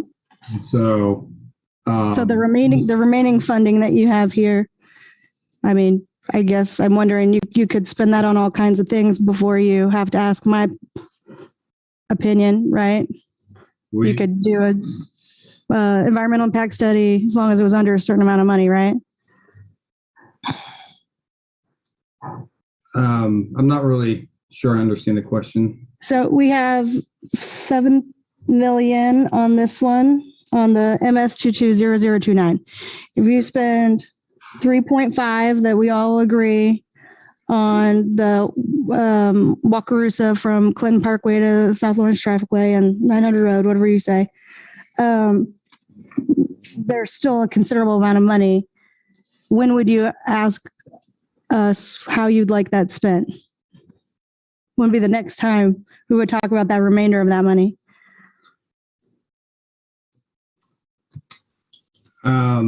Jeremy, maybe you could help answer that question. I mean, it's in the CIP, so once it's approved, I mean, we would bring an engineering services agreement unless it was for some reason removed. We'd bring that to you before the end of this year. Yeah. But that's just for engineering services. So for the balance of the Walkthrough Extension South construction, let's just say $3.5–4 million. I didn't know that until we went forward with construction, and then we paid out after the project. Okay. So if we were to remove that from that CIP project, then I don't know. As far as bringing something else to the table, that would be something that staff would have to talk about and how to reallocate those dollars, unless I'm mistaken, Jeremy. I mean, KDOT could still ask us for the amount, and because we were committing the $7 million, and if there's not any alternative projects that we can use for the $7 million, and if they want to, if we want to stick to our commitment in the letter we sent, and they don't want to reduce that amount, then that would be something that we would have to bring back to the commission to have a conversation about. Hopefully that answers your question. Yeah, that's great. Thank you. All right. No, I guess on that project, I'm interested in knowing if KDOT would be willing to allow us to spend it on something else. I'm also interested to know what the county's going to do. If the county's going to build the road anyway, Right. And they're going to spend $14 million or whatever dollars to build the road, and we have to write a $3.5 million check. So the community spends, because KDOT doesn't let us spend it on anything else, then the community's $3.5 million worse off, and KDOT gains $3.5 million.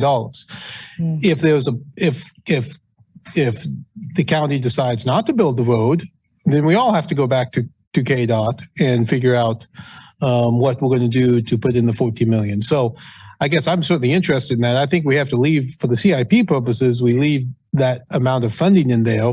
But, certainly I don't hear a consensus that if, Dave, you brought back an engineering services agreement, that if we were the first to vote on it before the county voted on it, that we would have the votes to pass that. But but there's a lot more information we need. So I think we leave the money in the CIP because we're committed to that with KDOT, but how we spend it, I'd like to, before you bring it back to us, I'd like to know more about that and what the options are. I mean, there was a scenario in which I might, if the county's going to build it anyway, I might support spending the $3.5 million on it. If the county decides not to build it, well, then it's a pretty easy decision for us because then the road's not going to get built. And those things in between. And so for me, and tonight, I think to move on to tonight, we leave the $7 million for the South Lawrence Trafficway and leave it open for, further consideration. Frankly, I'm the same way on the Humane Society. We'll have a contract that comes back to us. So even if we, whatever happens, there's going to be a contract brought back to us. So again, I don't think we're deciding that tonight. So I think let the contract go and then it'll come to us. And I certainly support the Humane Society. I think they do good work. There could be things we could do better, things we could do different. But again, I don't know that we'll, deciding that final contract tonight. And so, I think the big question is, where do we stand on the 0.077? Do we stay at 33.29 or do we go to 33 point whatever? I can't add that math at this point, but yeah. And then I think there's two people who support it and I don't. And I think that leaves the mayor and Commissioner Sellers, one more of you, and you have a consensus. You have three. And so I think that's the big question for tonight. Then it's going to come back to us on September 6th to vote on. Commissioner Finkel, I got a question. When you were talking about that $3.5 million or $3 million or whatever it was for the Wakarusa or those projects, you had said that if the county went ahead and built it anyway, regardless of what we did, that you said if we spent that $3.5 million and gave it to KDOT, that the community would be worse off. Did I miss something? Well, I mean, it's possible that KDOT. Anytime you have a three-party agreement, it's hard to figure out, right? I mean, the county says, hey, we're not going to fund the full $14 million for the SLT, so you guys need to put in money somewhere. So then we have to figure out something to spend it on. Right. I mean, again, we're up here talking about a three-party agreement where we only have information from one side. We need information from the other two sides before we can decide, is what my point was. Yeah, and I agree. That's why I was asking Dave, do we know for sure what KDOT would and would not do? And it sounds like he's had some discussions, but all the avenues haven't been exhausted yet. So I am interested in getting more information. And being flexible in this description of the $7 million. Correct. Okay. Okay. Assuming the city commission vote to the city's portion of the mill levy, you're hearing 2 and 2. Did you? I would prefer that we keep it flat. I don't want to use. I mean, I know we've been net 99, but I don't think we're ready to cross that bridge right now. So I would like to. Don't want to reduce the city's portion of the mill levy to offset The increase for the library.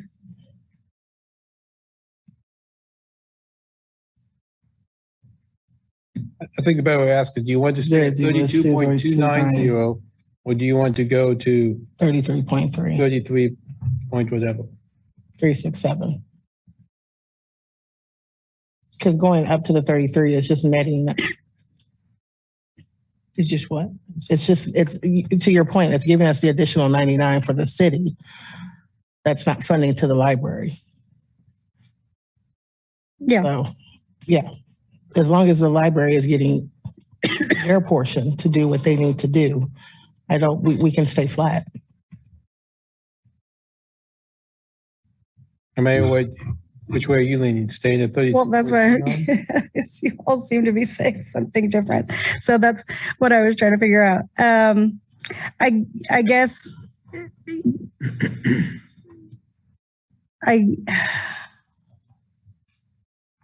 I might be with you, Commissioner. I might be inclined to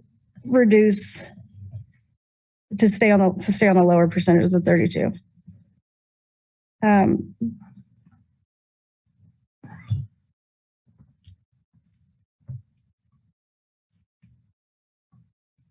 Mayor. That's 3 of them, so that's fine. They seem to be. Yeah, go ahead, Jeremy. Sorry, I don't want to interrupt your discussion, but I thought if you don't mind, I'll just throw that slide back up and that might help for the visualization. So if the vote were that the city should reduce its levy to cover the increase for the library, and that would be a vote that the city's levy be 29.171, the library's levy be 4.119 for a total of 33.290. If the vote were that the city not lower its levy from its current level in 2022, then that would be the city levy of 29.248, the library levy of 4.119 for a total levy of 3.367, I believe. Yeah. What it says? 3.367. So hope that might provide more clarity for us rather than flat, because that can be taken 2 different ways. Yeah, I wasn't sure what to do with that. So if that's helpful, I can leave that up. Or if okay. Do you prefer option A or option B? Yeah.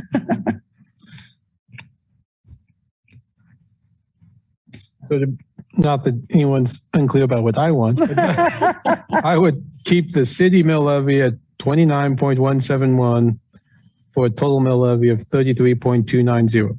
I concur.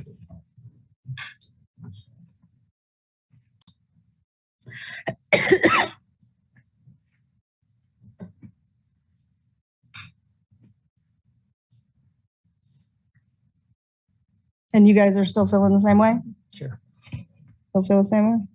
Okay. Just once again, I just want to reiterate, my concern is having to fund the library salaries in perpetuity.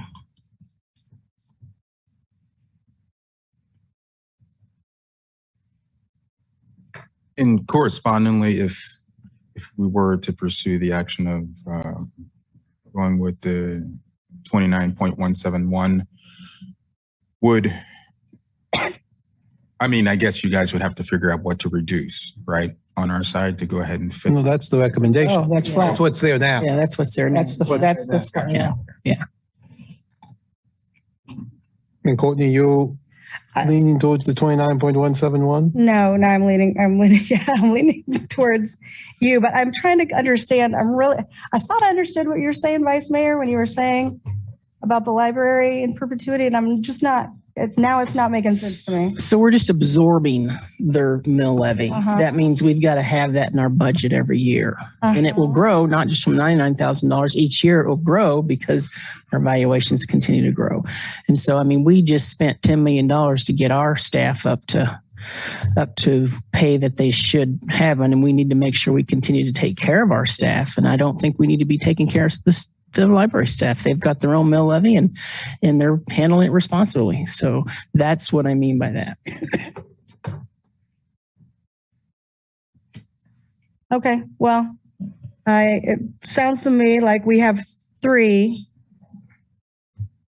consensus. I don't know how you want to call it consensus. And of course, we do get to vote on it again. To keep it at the 29.248, right? Nope, 171. Well, depends what you're at. 29 now.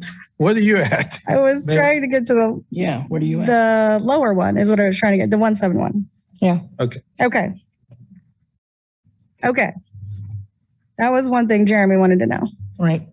And then we questioned quite a bit about Wakarusa. I think we came into some answer on that. Were there any other questions about the CIP or budget issues that we didn't answer for Jeremy? No.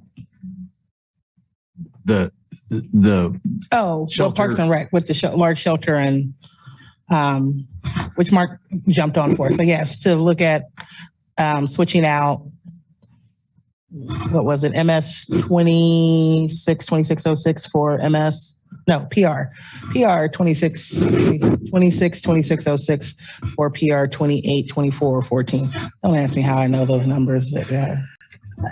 I think I would, those are so far out to 2027 that I would prefer just to leave it as it is now and then look at it next year when it gets closer to actually dealing with it. But it sounded like from Mark's point that Mark, you said that you all felt that was something you felt comfortable with. Yeah, Mark Ecker, Assistant Director. I think it'll work either way. And, we're 5 years out, so that gives us opportunity to look for grants for either project. Yeah. But at the current time, the Library Plaza probably has a little more support from the unmistakable identity group. So that one might be a good move. Yeah.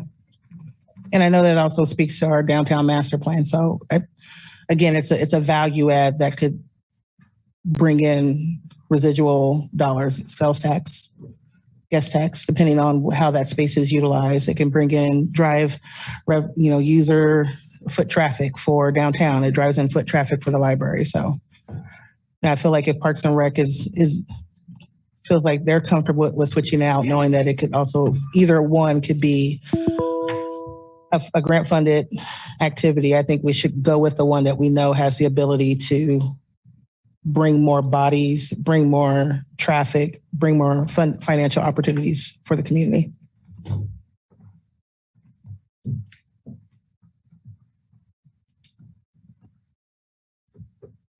Like I said, I don't think it changes the bottom line, so it doesn't matter to me. But I want both of them eventually to be built. So however you bring it back to us, I'm fine with. I'm good with both. It's so far out. Yep. If you feel, if that's the way we want to lean, I think putting in the CIP is fine. Yeah, I'm okay with that. Thank you. Okay, was that everything? Oh, and just so I'm sure the 35,000 is coming out of ARPA to go ahead and fully fund the Lawrence Humane Society. Is that? I don't think we discussed that. Well, we left it for staff to bring. Okay. Back options. I don't know. Do we? I didn't hear anything. No, I think that is an unresolved issue. Yeah. Okay. Yeah. Since we're going with the 29.1127, I can't remember what the exact number was. 71. So Jeremy, to the point, remind me, if we utilize the ARPA dollars because of the policy, it has to be pulled. We have to draw it down like we did. We have to draw funding down to match that. Or am I not using the correct words? No, I think you're right. The amount available for projects would be reduced by 35,000. The amount of support the general fund needs to bridge that gap would increase by 35,000. So then the amount of new revenue we'll need to fund the 23 budget before we look at anything, any new projects or spending would be closer to 1.3 million instead of 1.2. Okay.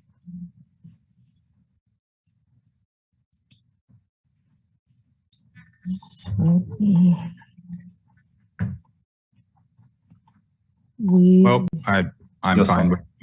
I'm sorry. Go ahead. Sorry, just so I'm clear, I want to make sure that that sounds like something that you all would generally support. We'll amend the general fund revenue budget an additional 35,000 and then add 35,000 to police budget for the Humane Society. I would be fine with that. Even though I am fully understanding that it is a one-time cost or one-time allocation coming out of ARPA, and not entirely comfortable with not finding a sustainable solution for it, but I would be in support in funding them the rest of the way this year.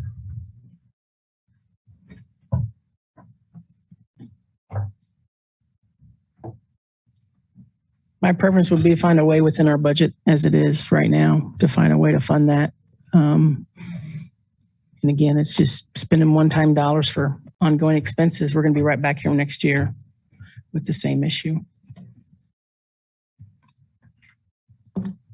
We're kicking the can down the road.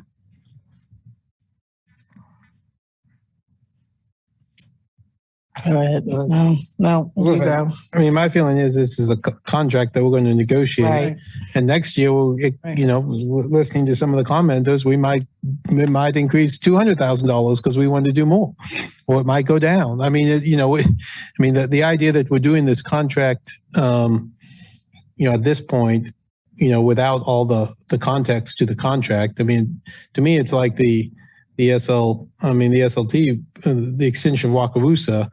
I mean, you're negotiating from up here without knowing, exactly what you're negotiating on and what's going to be in the contract before you do it. But, and to some extent, I'm not sure if I was the Humane Society, I'd be wanting to negotiate the contract to limit where it could be. I mean, we need to figure out what services we want to provide and then create a contract that does that. Now, this is different than Parks and Rec, which is our department, and we fund that and we're done with it. This, like the SLT, is a with the Wakarusa part, is a multi-party contract. And, until we know what's in the contract, and that's going to come back to us. So, let's say if we said, hey, let's cut the $35,000 from the budget, we're still going to have a contract that's going to come back to us, and all the same people will get up here and say, don't sign that contract. And then, we want a full contract. I mean, it could still be back at this point. Yeah, or they could come back with the contract and say, this is what we can do for that amount of money. And in the same, if we put the 35,000 in and then, we decide to do something different. And so I guess I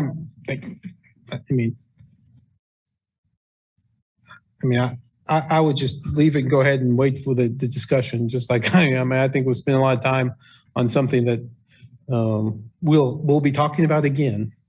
Yeah, I'm fine with that. Yeah, but on the other hand, I support the Humane Society, and I'm good with that too. I mean, it's $35,000 out of a $400 million budget. We're spending lots of, without knowing the full contract. So I'm good either way. Yeah, I agree. Okay, that's 2. Commissioner? Well, I have nothing else to add. You agree with that? No. Oh, okay. Okay, so Commissioner Littlejohn, you still want to give them the ARPA money then? Yeah. Okay, and you, Commissioner Sellers, is that what your suggestion is, or am I misinterpreting you? No, I'm just trying to take in the evolution of our conversation on this. So I said what I said. So. I guess maybe I misunderstood then. I think from what I hear from Commissioner Finkeldine, he's saying to hold it, to my interpretation, hold it at the 65 to wait until they discuss their contract. I'm saying I don't care what we do because we're going to be, the contract's gonna come back to Right, it's us gonna at come back that to us. time. So either way is fine with me. I mean, whatever staff wants to do, we're gonna be talking about this issue again. Once we, and at that point we talk about it, we'll actually know what the contract says and whether it's full, and we'll be having this whole conversation again. So put it in, take it out. I don't really, it doesn't bother me because we're going to be here again at some point talking about this. So. Okay.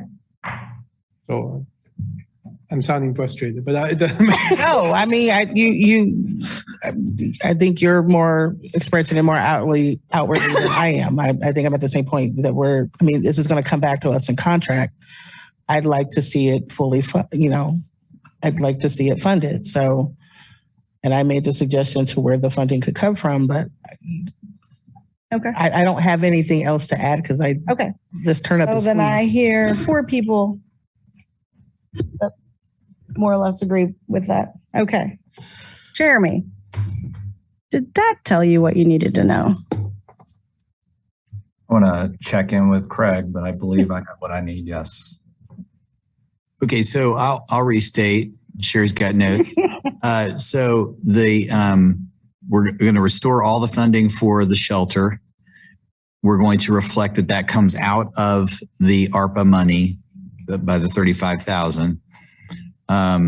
And that the Wakarusa extension is flexible money. It's not going to change the overall amount, but it's not going to be specific about the allocation. And that we are going to keep the tax rate at the lower of the 2 amounts. Yes. That's what I heard. Not unanimity on all but majority on all those points. Good, Jeremy? That is what I heard as well. Yes. Thank you. Thank you very much. Thank you, everyone. I don't think we already closed the public hearing, so we're safe there. I guess that brings us to calendar. Any calendar items for commissioners?